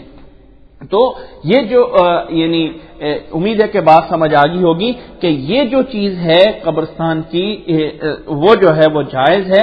اور باقی رہی جو آپ نے بتائی ہے کہ نبی صلی اللہ علیہ وسلم کو جو ان کی ماں پہ قبر کے اوپر عورت لے جایا کرتی تھی وہ بھی ایک حضرت حلیمہ سعدیہ تھی, واللہ اعلم مجھے تو اس بات کا کہیں نہیں پتہ ہے یہ کس طرح ہے کہ کس طرح کر کے جو ہے وہ کب لے جاتی تھی, کیسے لے جاتی تھی. لیکن ایک بات ذہن میں رکھ لیں کہ جو شریعت ہے نا, جس چیز کو ہم دین کہتے ہیں, وہ نبی صلی اللہ علیہ وسلم کو نبوت ملنے کے بعد سے شروع ہوتا ہے, نبوت ملنے کے بعد سے شروع ہوتا ہے. جو اگر کوئی نبی صلی اللہ علیہ وسلم نبوت سے پہلے غار حرا میں جا کے 1 مہینے کا جو ہے وہ اعتکاف کیا کرتے تھے, 1 مہینے کا اعتکاف کرتے تھے.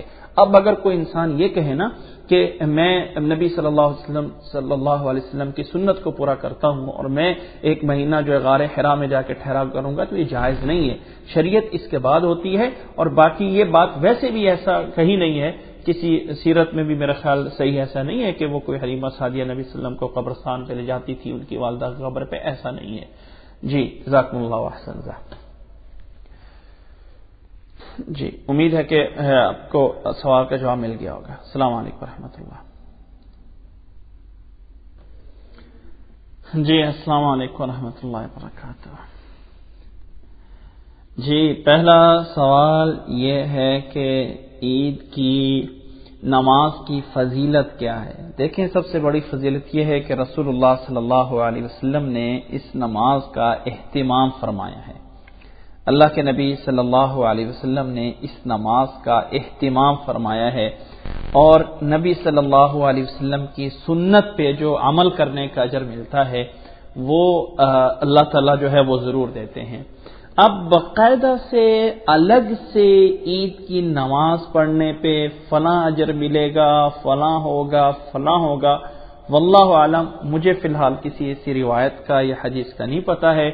یا فرشتے جو ہے وہ بازار کے دونوں سائڈوں پہ کھڑے ہوتے ہیں اور وہ جو ہے مبارکباد دے رہے ہوتے ہیں, یا وہ جو ہے مغفرت کی دعا کر رہے ہوتے ہیں آنے والوں کے لیے, تو واللہ عالم ایسی کوئی روایت میرے ذہن میں نہیں ہے جو ثابت ہو. واللہ عالم بالصواب. دوسرا آپ کا سوال جو ہے وہ یہ ہے کہ قرض پہ زکوٰۃ ہے یا نہیں ہے جو کسی کو قرض دیا ہوا ہے. اگر تو قرض ایسا ہے کہ جس میں آپ یہ کہیں کہ میں ابھی اس بندے کو جا کے کہوں تو ابھی مجھے وہ واپس مل جائے گا, یوں سمجھ لیں جیسے بینک یعنی اکاؤنٹ میں کوئی پیسے پڑے ہوئے ہیں, تو اس طرح کا اگر کوئی قرض ہے تو اس پہ آپ کو زکوٰۃ ادا کرنی ہے.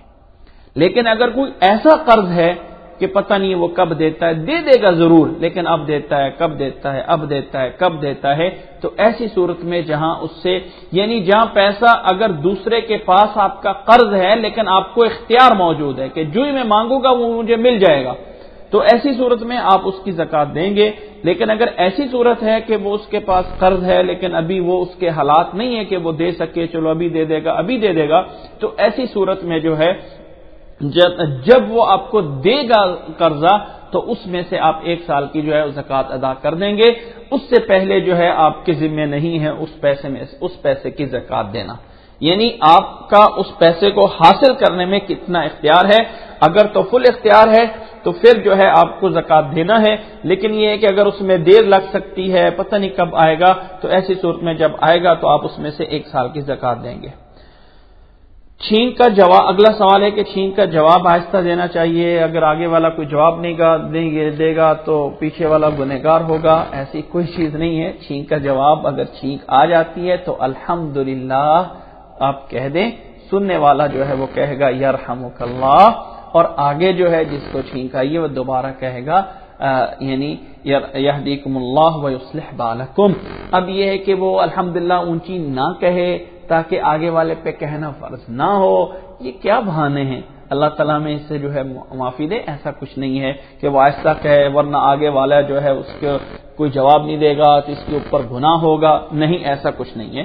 انسان اپنا فرض پورا کرے، جو چھینکنے والے کے اوپر فرض ہے وہ پورا کرے. آگے کوئی نہیں پورا کر رہا تو یہ گنہگار نہیں ہوگا انشاءاللہ تعالی. جزاک اللہ احسن الجزاء.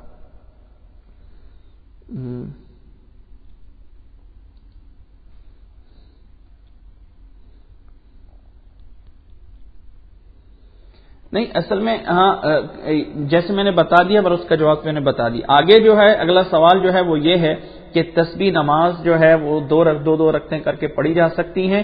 دیکھیں تسبیح نماز اللہ کے نبی صلی اللہ علیہ وسلم سے 4 رکعتیں ہی ثابت ہیں، اس لیے ان کو 4 پڑھنا ہے تو پھر 4 ہی اکٹھی کر کے پڑھی جائیں گی. جیسے ثابت ہے 2 طرح پڑھنے کے جو ہے وہ کوئی اس طرح موجود نہیں ہے.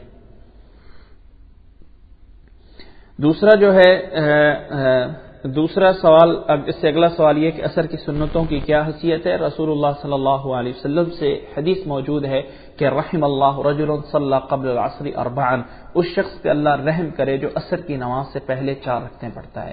یہ حدیث رسول اللہ صلی اللہ علیہ وسلم سے سنن کی کتاب میں، سنن ابو داؤد یا سنن ترمذی میں جو ہے یہ موجود ہے، یا سنن نسائی میں جو ہے موجود ہے کہ رحم اللہ رجل صلی قبل العصر 4، اللہ اس شخص پہ رحم کرے جو عصر سے پہلے 4 رکعتیں پڑھتا ہے. لیکن نبی صلی اللہ علیہ وسلم نے اس کی کوئی پابندی بھی نہیں کی ہے اور نہ اس کی پابندی کرنے کا حکم دیا ہے، یا صحابہ سے کوئی بہت پابندی موجود نہیں ہے. ہاں اگر کوئی انسان پڑھ لیتا ہے تو نبی صلی اللہ علیہ وسلم کی دعا کا مستحق بنتا ہے، اور اگر عصر کے فرضوں سے پہلے 4 رکعتیں نہیں پڑھتا ہے تو اس کے اوپر کوئی حرج نہیں ہے.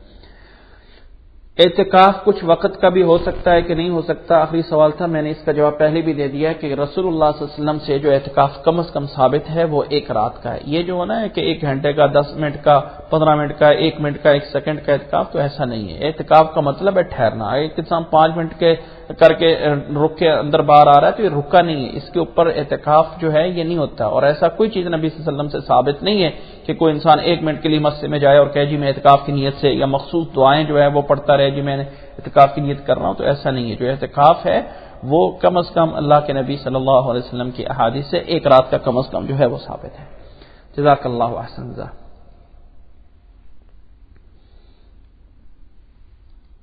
اللہ تعالیٰ آپ کو خیر دے. میں آپ کے سوال کی طرف آتا ہوں. پہلا آپ کا سوال جو ہے وہ یہ ہے کہ چھینک کا جواب نماز میں. دیکھیں چھینک کا جو جواب ہے وہ نماز میں چھینک کرنے والا جو ہے وہ تو الحمدللہ کہہ سکتا ہے. وہ جیسے اللہ کے نبی صلی اللہ علیہ وسلم کی ایک حدیث بھی ہے نا کہ ایک صحابی کو نماز میں چھینک آئی تو اس نے بجائے صرف الحمدللہ کہنے کے اس نے کیا تھا الحمدللہ حمدن کثیرا طیبا مبارکا فی، اتنے الفاظ بول دیے تھے. تو نبی صلی اللہ علیہ وسلم نے فرمایا تھا کہ میں نے کتنے فرشتوں کو دیکھا جو دوڑ آ رہے تھے ان کو الفاظ کو اوپر اٹھانے کے لیے. تو یہ جو ہے چھینک کے جواب پہ بھی موجود ہے یہ روایت. تو چھینک کرنے والا تو الحمدللہ کہے گا، لیکن جواب دینے کے لیے نماز میں نہیں دے سکتے ہیں کہ آپ نماز میں جو کر رہا ہے وہ اپنی نماز میں آپ کو کہے یرحمک اللہ. یہ چیز جائز نہیں ہے، کیونکہ نماز میں خطاب جو ہوتا ہے نا، کسی کو مخاطب کرنا اے فلانیا، اے فلاں، یہ جائز نہیں ہوتا ہے. تو یرحمک اللہ، اللہ تعالیٰ تجھ پہ رحم کرے، یہ نماز میں جائز نہیں ہے کیونکہ ثابت نہیں ہے. جو آپ خود بولنا یہ ثابت ہے، لیکن جواب دینا یہ ثابت نہیں ہے. جی دوسرا جو ہے جواب امام ابو حنیفہ رحمہ اللہ کے بارے میں ایسی کوئی بات ہے سر میں نے تو آج تک نہیں سنی ہے. اب پتہ نہیں وہ جنہوں نے بتائی ہے انہوں نے کہاں سے سنی ہے. وہ جیسے قادیانی سے کسی نے پوچھا تھا نا کہ یہ بات تجھے کس نے بتائی ہے, کہتا ہے میرے پاس ایک ٹیچی فرشتہ آتا ہے وہ مجھے بتا کے جاتا ہے. تو ان کے پاس سے کوئی ٹیچی ہمیں کوئی آتا ہوگا, کوئی فرشتہ جو انہیں بتا دیتا ہوگا. تو واللہ علم کوئی امام ابو حنیفہ کے بارے میں کہ ان کی والدہ ان کو حنیفہ کہہ کے پکارتی تھی, اور وہ جو ہے یوں سوالات کا جواب بظاہر شو کرنے کے لیے کہ میرے شاگردوں نے دیا ہے پوچھ کے آتے تھے. واللہ علم ایسا مجھے ایسے کسی واقعے کا پتہ نہیں ہے. جی نہیں ایسا نہیں ہے. آپ کو ضروری نہیں ہے کہ تلاوت, سوال آپ کا یہ کہ اذان شروع ہو جائے تو کیا تلاوت روک دینی چاہیے؟ نہیں ایسا نہیں ہے, کوئی ضروری نہیں ہے. اذان کا جواب دینا ضروری ہے. اگر آپ تلاوت کو تھوڑا سا اس انداز سے کر لیں کہ درمیان میں آپ جواب بھی دے سکتے ہوں اذان کا, تو وہ جو ہے دے سکتے ہیں.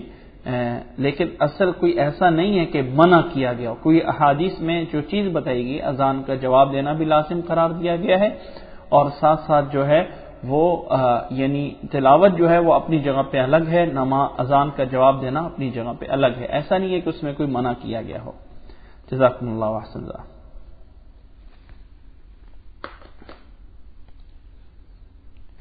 لیلۃ الجائزہ کے بارے میں جو سوال ہے, عید کی جو چاند رات ہے اس کے بارے میں, دیکھیں میں نے پہلے درس میں بتایا بھی ہے کہ صحیح احادیث سے لیلۃ الجائزہ یا چاند رات کی کوئی الگ سے فضیلت جو ہے وہ ایسی رسول اللہ صلی اللہ علیہ وسلم سے ثابت نہیں ہے. ایسی کوئی حدیث رسول اللہ صلی اللہ علیہ وسلم سے فکس انداز میں ثابت نہیں ہے. کوئی انسان اگر ایسا یعنی عام راتوں کی طرح ایک رات ہے, عام راتوں کی طرح ایک رات ہے جو انسان اس میں عبادت کرنا چاہتا ہے, وہ عام راتوں کی طرح اسے رات سمجھے کہ اس رات جو ہے وہ کوئی جو انسان عبادت کرے گا اس کو یہ کچھ ملے گا یا اس کا نام لیلۃ الجائزہ ہے. ایسی چیز رسول اللہ صلی اللہ علیہ وسلم سے ثابت نہیں ہے. جی اگلا سوال آپ کا یہ تھا کہ مخصوص ایام کے علاوہ اگر کسی کو کوئی عورت کو کچھ اس طرح کا کوئی ناپاکی ہو جاتی ہے تو کیا اس کی نماز پڑھنی ہی نہیں پڑھنی ہے؟ مخصوص ایام کے علاوہ اگر کوئی عورت کو بلڈ وغیرہ یا کوئی اس طرح آتا ہے تو اسے عربی میں استحاضہ کہا جاتا ہے, جو کہ ایک خاص قسم کی بیماری ہوتی ہے. اس کی وجہ سے جو ہے وہ عورت وہ اپنے کپڑے وغیرہ دھوگی یا اپنے جسم وغیرہ کو دھو کے وضو کر کے نماز پڑھ سکتی ہے. اس کے لیے غسل بھی لازمی نہیں ہوتا ہے, تو اس میں نماز بھی پڑھنا ہوتی ہے, روزے بھی رکھنا ہوتے ہیں. جو مخصوص ایام ہوتے ہیں ان میں روزے اور نماز جو ہے وہ جائز نہیں ہے. اگلا سوال یہ ہے کہ جمعے کے خطبے کے دوران سنت نبی صلی اللہ علیہ وسلم سے یہ بات ثابت ہے کہ اللہ کے نبی صلی اللہ علیہ وسلم نے فرمایا ہے کہ جمعے والے دن اذا جاء احدکم والامام یخطب, جب تم میں سے کوئی انسان آئے اور امام جمعے کا خطبہ دے رہا ہو, فلا یجلس حتی یصلی رکعتین, تو وہ ہرگز نہ بیٹھے یہاں تک کہ وہ 2 رکعتیں پڑھ لے, یہاں تک کہ وہ 2 رکعتیں پڑھ لے. رسول اللہ صلی اللہ علیہ وسلم نے حکم دیا ہے جمعے کی نماز میں جب خطبہ شروع ہو چکا ہوتا ہے اس دوران کم از کم 2 رکعتیں پڑھنا لازم ہے, اس کے بغیر بیٹھنے کی اجازت نہیں ہے. اور جمعے والے دن نبی صلی اللہ علیہ وسلم کے اس خطبے کے دوران ایک شخص جو ہے وہ سلیک الغطفانی کے نام سے اس کا نام تھا, وہ آئے اور بیٹھ گئے. آپ صلی اللہ علیہ وسلم نے جمعے کے دوران جو ہے اسے فرمایا کہ ارکعت رکعتین, کیا تو نے 2 رکعتیں پڑھ کے بیٹھے ہو؟ اس نے کہا نہیں. آپ صلی اللہ علیہ وسلم نے فرمایا کہ 2 رکعتیں یعنی اٹھو پڑھو اور پھر بیٹھو. اس لیے جمعے والے دن جو ہے وہ 2 رکعتیں پڑھنا کا جو ہے بہت اہمیت موجود ہے, اس لیے وہ جو ہے پڑھنا جو ہے وہ ضروری ہے. آپ صلی اللہ علیہ وسلم کا حکم ہے کم خطبہ کے دوران 2 رکعتیں جو ہے یہ ضروری ہے. اور اگر خطبہ شروع نہیں ہوا ہے تو پھر 2 کر کے جتنی بھی پڑھنا چاہیں وہ سب کی سبھی سنتے ہوں گی. 2 پڑھ لیں, 4 پڑھ لیں, 6 پڑھ لیں, 8 پڑھ لیں, 10 پڑھ لیں, جتنی مرضی پڑھ لیں. اور جمعے کے دوران نماز میں اگلا سوال آپ کا یہ تھا کہ صف جو ہے رائٹ سائڈ سے شروع کرنی ہوتی ہے درمیان میں، وہ درمیان سے صف کو شروع کرنا ہوتا ہے، امام کے پیچھے سے، رائٹ سائڈ سے صف نہیں شروع ہوتی ہے، امام کے پیچھے سے درمیان سے صف جو ہے شروع ہونے ہوتی ہے۔ خواتین کچھ سائڈوں میں جا کے کھڑی ہو جاتی ہیں، یا کچھ لوگ بھی ہوتے ہیں وہ سائڈوں میں جا کے کھڑے ہو جاتے ہیں، چلو صف ہمارے تک پہنچ ہی جائے گی، ایسا کرنا جائز نہیں ہے۔ صف جب شروع ہوتی ہے تو وہ درمیان شروع ہوتی ہے، اور یہیں پہ لوگوں کو آ کے ملنا چاہیے، پھر یہاں سے سائڈوں پہ ہوتے جائیں برابر دونوں سائڈوں سے، اور پھر جو ہے اس طرح پڑھیں۔ اس طرح جائز نہیں ہوتا ہے کہ کوئی انسان جو ہے وہ یعنی نماز جو ہے وہ رائٹ سائڈ سے کوئی صف کو جو ہے شروع کر لے۔ جزاک اللہ احسن الجزا۔ اور اللہ تعالیٰ سب کے اعمال کو قبول فرمائے، اور اللہ تعالیٰ جو ہے وہ ہمیں اس کا جو ہے وہ اجر عطا فرمائے۔ آپ سب لوگوں کو میری طرف سے عید مبارک ہو، اور آپ سب لوگ جو ہے وہ خوشیوں کے ساتھ سب کے ساتھ جو ہے وہ عید منائے۔ تو اللہ تعالیٰ سب کو جزائے خیر دے۔ میں آج اس مجلس کا اختتام کرتا ہوں۔ یہ روم اسی طرح اوپن رہے گا، اور آپ لوگوں سے گزارش یہ ہوگی کہ اپنا آئی ڈی وغیرہ جو ہے وہ یہاں پہ پارک کر دیجئے، اور یہ جو ہے آپ اس میں اپنا آئی ڈی جو ہے وہ رہنے دیجئے، اور انشاءاللہ تعالی رمضان کے بعد جو ہے آپ لوگوں سے ملاقات ہوگی، اور جو بھی کوئی نئی چیز ہوگی وہ آپ اس روم کے بینر پہ جو ہے آپ لوگوں کو نظر آتی رہے گی۔ جزاک اللہ احسن الجزاء۔ سبحانک اللہم وبحمدک، اشہد ان لا الہ الا انت، استغفرک واتوب الیک۔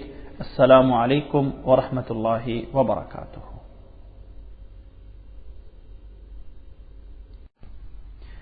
جی السلام علیکم ورحمۃ اللہ وبرکاتہ۔ اللہ تعالیٰ سب کو جزائے خیر عطا فرمائے، اور سب سے بڑی چیز یہ ہے کہ اللہ تعالیٰ سب کچھ ہم سے قبول فرمائے۔ کوئی بھی دعا کرنے سے پہلے من لم یشکر الناس لم یشکر اللہ، جو انسان اللہ کا شکر ادا نہیں کرتا، جو انسان کسی انسان کا شکر ادا نہیں کرتا، وہ اللہ تعالیٰ کا بھی شکر ادا نہیں کرتا ہے۔ سب سے پہلے تو یہ چیز یہ ہے کہ اللہ نے اگر کسی کو علم دیا ہو تو اللہ تعالیٰ کی طرف سے ذمہ داری ہے کہ وہ انسان آگے چل کے اس کو پھیلائے، اور اگر نہیں پھیلاتا ہے تو اللہ تعالیٰ کے ہاں اس کی جواب دہی ہوگی، اللہ تعالیٰ کے ہاں اس کی باز پوچھ ہوگی۔ سب سے پہلے تو میں آپ سب لوگوں کا شکر ادا کرتا ہوں کہ آپ لوگوں کی ہمت ہے کہ آپ لوگوں نے 2 گھنٹے تک 3 گھنٹے تک صبر کر کے ایک بات سننے کے لیے جو ہے اپنا ٹائم نکالا ہے۔ یقیناً اگر آپ نہ سنتے تو ایک ذمہ داری ضرور رہتی کہ اپنے کس کو جا کے بتانا ہے اور کیا کرنا ہے۔ یہ سب سے پہلے تو میں آپ سب لوگوں کا یہ شکریہ ادا کرتا ہوں۔ اللہ تعالیٰ آپ تمام لوگوں کو جزائے خیر عطا فرمائے۔ اور دوسری اہم بات اس میں یہ کرتا ہوں کہ اللہ تعالیٰ تمام کو بھی جزائے خیر عطا فرمائے، اور خاص طور پہ وہ لوگ جنہوں نے اس کام میں مدد فرمائی۔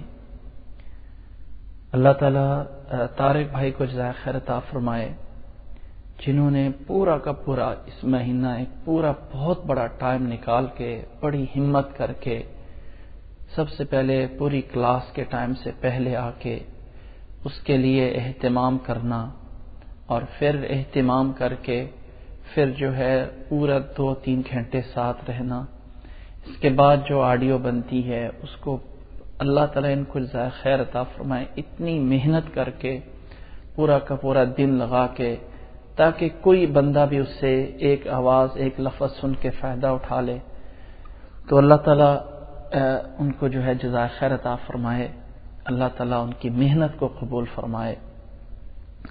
اسی طرح سسٹر انجم ہے، اللہ تعالیٰ ان کو جزائے خیر عطا فرمائے۔ سسٹر نجیہ ہاشمی ہیں، اللہ تعالیٰ ان کو جزائے خیر عطا فرمائے، جنہوں نے بہت ہی ایک پیچھے سے ایک سپورٹ رکھی کہ یہ اگر ہو جائے تو بہت اچھا ہوگا۔ یقیناً سب کو جو ہے اس میں سے اجر ملے گا، یقیناً اللہ تعالیٰ سب کو جو ہے جزائے خیر عطا فرمائے، اور جو کوئی بھی لوگ ہیں جنہوں نے تھوڑا سا بھی کوئی ہیلپ کی ہے، مدد کی ہے اس کام کو چلانے میں، اللہ تعالیٰ سب کو جو ہے وہ پوری کی پوری جزائے خیر عطا فرمائے۔ میں سب کا دل کی اتھا گہرائیوں سے شکریہ ادا کرتا ہوں۔ یقیناً اللہ تعالیٰ ہی توفیق دیتا ہے، لیکن انسان ایک دوسرے انسان کا ایک سبب یا ذریعہ ضرور بنتے ہیں۔ یقیناً اگر آپ لوگ نہ ہوتے تو ہو سکتا ہے کہ شاید میرے لیے یہ کام کرنا مشکل ہو جاتا۔ اللہ تعالیٰ آپ سب لوگوں کو جزائے خیر عطا فرمائے اور اللہ تعالیٰ اس کو قبول فرمائے۔ دوسری گزارش یہ کرتا ہوں کہ ایک پورے رمضان میں، ایک مہینے میں اس اللہ کی کتاب کو، اس میں پورے کو جو ہے وہ ترجمہ پڑھانا، یہ اتنا آسان کام نہیں ہے۔ اتنا آسان اگر آپ سمجھ لینا کہ آپ لوگ آ کے سن رہے ہیں تو اتنا آسان کام نہیں ہے۔ میں اللہ تعالیٰ سے سب سے پہلے معافی مانگتا ہوں، اور پھر اس میں آپ لوگوں سے ہاتھ جوڑ کے معافی مانگتا ہوں۔ اگر اس میں کوئی صحیح بات ہے تو وہ اللہ تعالیٰ کی طرف سے ہوئی ہے، اگر اس میں کوئی بھی غلط بات ہوئی ہے تو وہ میری طرف سے ہوئی ہے، اور اللہ کے واسطے مجھے وہ معاف کر دیجیے گا۔ اگر اس میں یقیناً بہت ساری باتیں ایسی ہوں گی جو ایک بشری تقاضے کے تحت انسان کر بیٹھتا ہے، ضروری نہیں ہے کہ وہ انسان وہ بات درست کر رہا ہو۔ اللہ کی کتاب کو بیان کرنا کوئی اتنا آسان کام نہیں ہے، یہ کسی ہرے وغیرہ کا کلام نہیں ہے۔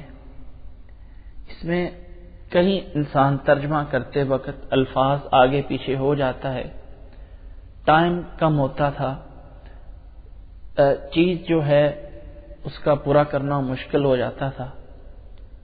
تو اللہ کے واسطے اگر کسی موقع پہ کوئی کمی کوتاہی ہوگی ہو تو مجھے اللہ کے لیے معاف کر دیجیے گا، اور اللہ تعالیٰ سے بھی دعا کیجیے گا کہ اگر اللہ کے اس پیغام کو پہنچانے میں کہیں بھی کوتاہی ہوئی تو اللہ تعالیٰ مجھے وہ معاف کرے۔ تیسری بات جو میں کہنا چاہتا ہوں، میں یہ کہنا چاہتا ہوں کہ یہ رمضان کا مہینہ ایک دن وہ تھا کہ ہم خوشی خوشی اس پروگرام کو شروع کر رہے تھے، اس پروگرام کو شروع کرنے کی بات کر رہے تھے، اور آج ایسا دن ہے کہ آج ہم اس کی تکمیل کر کے بیٹھے ہیں۔ تو اس سے ہمیں یہ نہیں ہونا چاہیے کہ ہمارے اندر فتور پیدا ہو جائے اور ابھی سسٹم یہاں پہ آ کے ختم ہو جائے، نہیں۔ کوشش کریں کہ اس کلام کے ساتھ ایک تعلق جاری رکھیں، کسی طرح بھی جاری رکھیں، کہیں نہ کہیں ضرور اپنے آپ کو اٹیچ کریں۔ ضروری نہیں ہے کہ میں ہوں یا کون ہے، میں آج ہوں نہیں ہوں، کوشش کریں کہ جہاں بھی کہیں ہیں اپنا تعلق جاری رکھیں۔ آپ کے علاقے میں کوئی مسجد ہے، کوئی اسلامک سینٹر ہے جہاں سے کوئی تعلیمات ہوتی ہیں، اپنے آپ کو اس میں ضرور شامل رکھیں۔ یہاں پہ گھر میں یہ آپ لوگوں کے پاس ایک انٹرنیٹ کا ذریعہ ہے، اس میں جہاں آپ کو موقع ملتا ہے، یہاں پال ٹاک میں لاگ ان ہوں گے، یہاں پہ الہدا کی بہت اچھی کلاسیں چل رہی ہیں، آپ اس کے اندر، یہاں پہ نور القرآن کے نام سے بہت اچھی کلاسیں چل رہی ہیں، یہاں پہ غالباً دی وائس آف امہ کے نام سے بہت اچھی کلاسیں چل رہی ہیں، یہاں پہ لغت القرآن کے نام سے سسٹر انجم ماشاءاللہ بہت محنت کر رہی ہیں، یہاں میرے پاس بھی ایک دو کلاسیں چل رہی ہیں، جہاں بھی آپ مل سکتے ہیں۔ اصل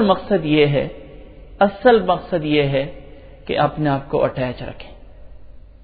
دیکھیں یہ زندگی آج نہیں ہے، کل نہیں ہے، پتہ نہیں کب چلا جانا ہے۔ میں جانتا جو ہوں اگر اس کے علاوہ کوئی بھی جگہ ہے جہاں سے اللہ کا قرآن مل سکتا ہے، نبی صلی اللہ علیہ وسلم کا فرمان مل سکتا ہے، جہاں سے مل سکتا ہے، اور اللہ کا واسطہ کہ کوشش کریں کہ مخلص ہو کے اپنی طرف سے کام کریں. یاد رکھیں کہ انسان ہے. انسان کبھی فرشتہ نہیں بن سکتا ہے. اگر آپ کہیں کہ کوئی ایسا استاد ہمیں لا کے دو جو فرشتہ بن جائے، یہ دنیا میں ناممکن ہے. دنیا میں ایسا ممکن نہیں ہے کہ جبرائیل علیہ السلام آئیں اور وہ آ کے آپ کو پڑھا دیں. نہیں ہو سکتا ہے. ہر انسان میں کمی کوتاہیوں کی جہاں بھی پڑھیں گے. انسان عقل مند وہ ہے کہ جہاں سے بھی علم حاصل کرے عقل مندی کے ساتھ کرے. کمی کوتاہیاں ہر جگہ پہ ہوں گی. ان کو کمیوں کوتاہیوں کے ہوتے ہوئے بھی اپنے لیے علم حاصل کرنے، یہ ایک مومن کی گمشدہ چیز ہے. اس کا تسلسل رکھیں. یہاں پہ اسی سسٹم میں یہ بھائی ابھی بتا رہے ہیں انشاءاللہ تعالی سنڈے کو ہماری ایک کلاس ہوا کرے گی جس میں کوئی فیس نہیں ہے، کچھ نہیں ہے. آپ لوگ اللہ کے لیے کچھ نہیں ہے. صرف مقصد یہ ہے کہ یہ ایک فائدہ عام چلتا رہے. کوشش کی تھی کہ جو لوگ عام دنوں میں کچھ مصروف ہوتے ہیں وہ بھی اس دن جو ہے وہ آ جائے کریں. رمضان کے انشاءاللہ 2 ہفتے کے بعد اس کو شروع کر لیں گے انشاءاللہ تعالی. آپ لوگوں سے گزارش یہ ہے کہ اس میں بھی شامل رہیں. گھر کے اندر ایک ماحول بنائیں جس میں بچے سب جو ہیں بڑے چھوٹے جو ہے اس سے فائدہ اٹھایا کریں. یہ میری تیسری گزارش ہے اور امید ہے کہ میں اپنی بات کو زیادہ لمبا نہیں کرنا چاہتا ہوں. آپ لوگوں سے صرف یہ گزارش یہ ہے کہ میری ان باتوں کو ذہن میں رکھ لیجئے گا. اللہ تعالیٰ آپ سب لوگوں کو خیر عطا فرمائے. اور ایک بار پھر آخر میں ان کا شکریہ ادا کرتا ہوں جو لوگ میرے ساتھ اس کام میں چلانے میں مدد کرتے رہے. کسی طرح کی بھی مدد کرتی ہے، کسی طرح کے بھی ہے.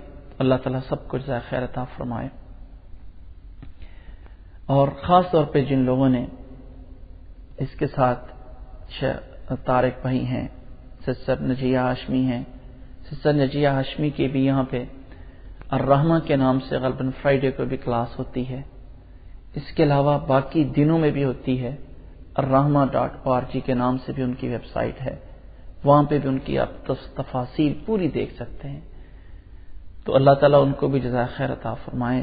سر انجم جن کی لغت القرآن کے نام سے ویب سائٹ ہے، وہ بھی اپنی استطاعت کے مطابق وہ بھی اپنی محنت جو ہے وہ کر رہی ہیں. اللہ تعالیٰ ان کو بھی جزائے خیر عطا فرمائے.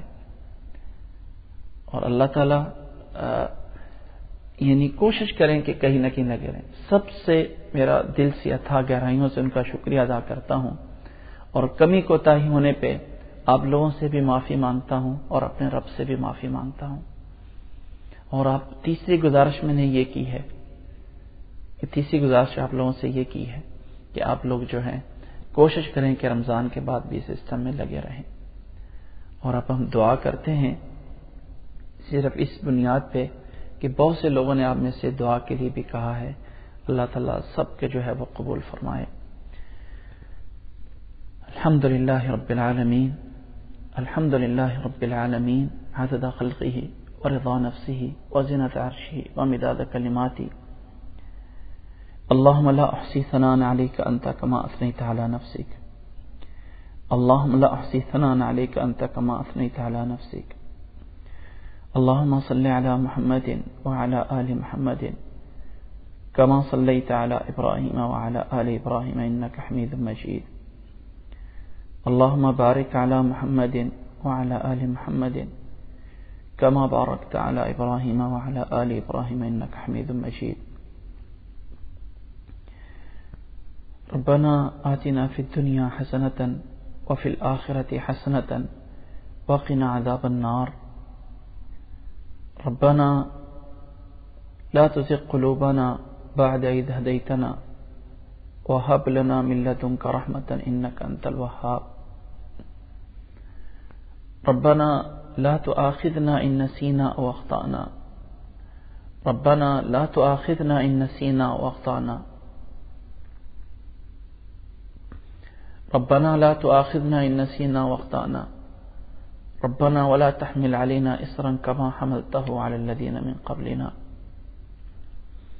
ربنا ولا تحملنا ما لا طاقة لنا به فاعف عنا واغفر لنا وارحمنا انت مولانا فانصرنا علی القوم الکافرین۔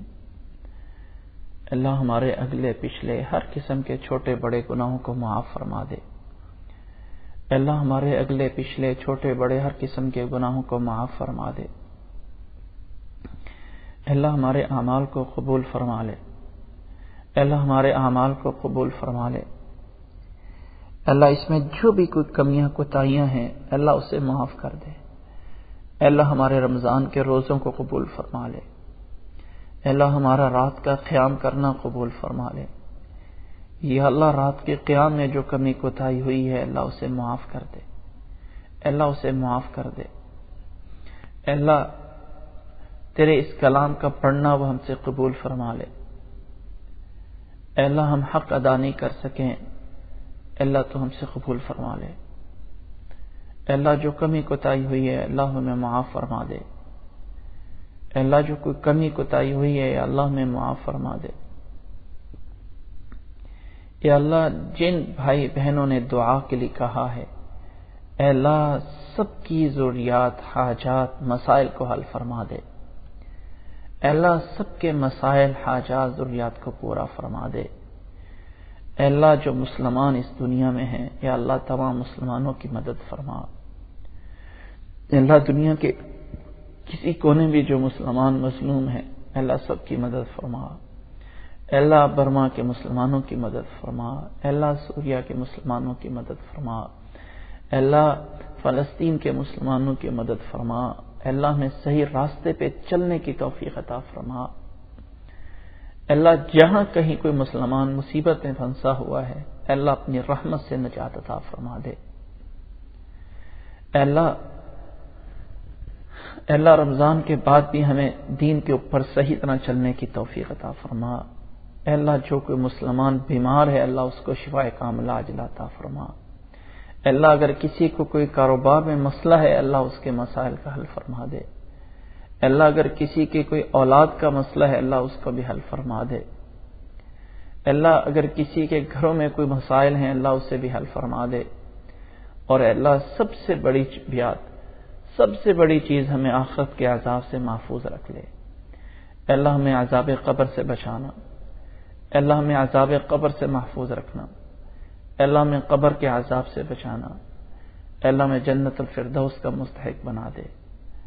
اے اللہ ہمیں جنت الفردوس کا مستحق بنا دے۔ اے اللہ تیرے در کے علاوہ کوئی در نہیں ہے جہاں سے ہم مانگ سکتے ہیں۔ اے اللہ تیری در کے علاوہ تیری ذات کے علاوہ کوئی ہے نہیں جس سے ہم مانگ سکتے ہیں۔ یا اللہ ہماری مدد فرما۔ یا اللہ ہمارے اعمال کو قبول فرما لے۔ یا اللہ ہمارے اعمال کو قبول فرما لے۔ اے اللہ سب مسلمانوں کے مسائل کو حل فرما دے۔ اے اللہ جو دلوں میں خواہشات ہیں اللہ اسے پوری فرما دے۔ اے اللہ جو دلوں میں خواہشات ہیں اللہ اسے پوری فرما دے۔ ربنا تقبل منا انک انت السمیع العلیم۔ ربنا تقبل منا انک انت السمیع العلیم۔ ربنا تقبل منا انک انت السمیع العلیم وتب علينا إنك أنت التواب الرحيم وتب علينا إنك أنت التواب الرحيم وصلى الله تعالى على خير خلقه محمد وعلى آله وصحبه أجمعين برحمتك يا أرحم الراحمين برحمتك يا أرحم الراحمين برحمتك يا أرحم الراحمين وصلى الله تعالى على خير خلقه محمد وعلى آله وصحبه أجمعين برحمتك يا أرحم الراحمين۔